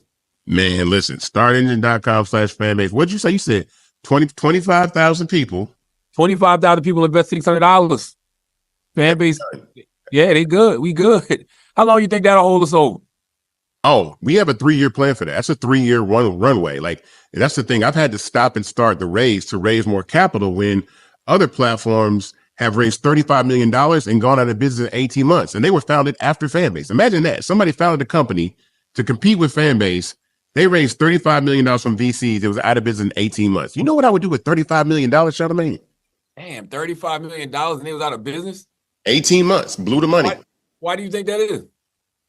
Because I think these other apps try to buy celebrity, but they don't know how to build community. I'm big into community building, which is why I really, if you notice, you've invested for for a while, but I've never really called on celebrities to have this type of conversation, because apps are maintained by communities and not celebrities. Celebrities got to go celebrity. You're a busy man. All these people are very busy. So once you leave, your audience is going to leave and not necessarily stick around. So the purpose of Fanbase is for me to build something that people stay when you're not there, and build community. It's about building community, monetization, all those things. Free app to use. You can monetize if you want to. So I think that's the difference. People try to buy audiences, and I've seen tons of apps come and go that try to buy audience, and you can't do that. You have to build community, but to build community, you have to have capital to build the resources and build the infrastructure to expand that community. So that's what we're doing. I think, yeah, I love that. And I think that's why people like social media, because celebrities become a part of a community. Like, I think that's why, I mean, it's a gift and a curse for celebrity, right? Because I feel like when we look at what celebrity was in the 80s, what celebrity was in the 90s, even what celebrity was in the early 2000s, to me, that was real celebrity. Like those were real celebrities. People pass out when they see those folks, right? Like, I don't think we have that anymore, but I actually think that's kind of a good thing, because celebrities become a part of a community with their consumers. And, I think that you're apt to support a so-called celebrity more if you feel like you really, really know them. Yeah. If you feel like, you can really engage with them anytime you want to. It's like having somebody's Twitter or DMing somebody and them DMing you back. That's like the new text message. It feels personal now. Yeah, for sure. Well, I mean, I don't want to keep you too long. I know you're a busy guy. I appreciate you coming by. I appreciate all the support you always give me and give Fanbase. And really, you're really spreading a message even beyond Fanbase. Like, wake up, people, like, invest, own things. Pastor Bryant said that 83% of Black people have never owned a piece of stock ever. And that's crazy. And so, and the opportunity to do this with Fanbase is in the seed stage with equity crowdfunding is what's so important. So that's why I'm so passionate about this, because this is the opportunity to turn the people that put 500, 1,000, 10,000 into multimillionaires, you know what I'm saying? 100 millionaires by putting, these amounts of capital into a company. But we have to also support and use the app and scale it up by users. So the capital and then the community together are what going to build this up. So thank you. Tell everybody again one more time where they can go. Startengine.com/Fanbase, man. Go invest some money into our future, into our community. Thank you, sir, my guy. I appreciate you very much. Brother. Thank you. All right. All right, my guy. Man, what can I say? Charlamagne the God. I appreciate you. So it's been like 3 hours. We're right at the end. The Invest-A-athon was supposed to be 2, but we went 3. We had so many people wanting to come in and pull up, and I appreciate everybody, man. Shout out to I want to shout out the entire Fanbase team, man. Ramiro, Ebony, Maddie, Noah, Andy, Keita, who else? John, Miku, Santi, who else? Valeria. It's so many people. I mean, this is a huge undertaking and the honor of my life to be able to build a tech startup. As I said, and I've talked to with Dr. Herring earlier today, Fanbase is committed to creating a pipeline of employment for HBCU students in our conversation that we had at the beginning of the Invest-A-athon, and also taking a portion of our revenue and doing the Fanbase Propel Scholarship to provide access to students. So this has been a great night. I think, we've raised, a couple $100,000 just here tonight. And so it's been incredible. But share this video when you're done. This lives live is here, but we want to make sure that this message lives in perpetuity beyond. Make clips, send to your friends, text them the link to these videos. Shout out to Earn Your Leisure. Shout out to Real Life Productions. Shout out to Roland Martin, who's always been there. Keenan is the GOAT, man, for putting this all together, man. And I thank you all. And so I want to leave you tonight with what we're about one more time. If you didn't understand what this is all about, who Fanbase is And what matters is this, and I'll say goodnight on that note. Bravery is not the absence of fear, but the ability to overcome it. We stand for those who defy suppression, who speak out, and those who walk the road less traveled. Everyone deserves to be seen and their voices be heard. We're sparking a movement, growing a community of creators united by the desire for freedom, choice, equity, and ownership. At Fanbase, it's all for one and one for all. We support each other to guide, promote, and uplift you in a place where you can unapologetically be yourself. A place where your voice, ideas, and creativity are not just welcomed, but celebrated.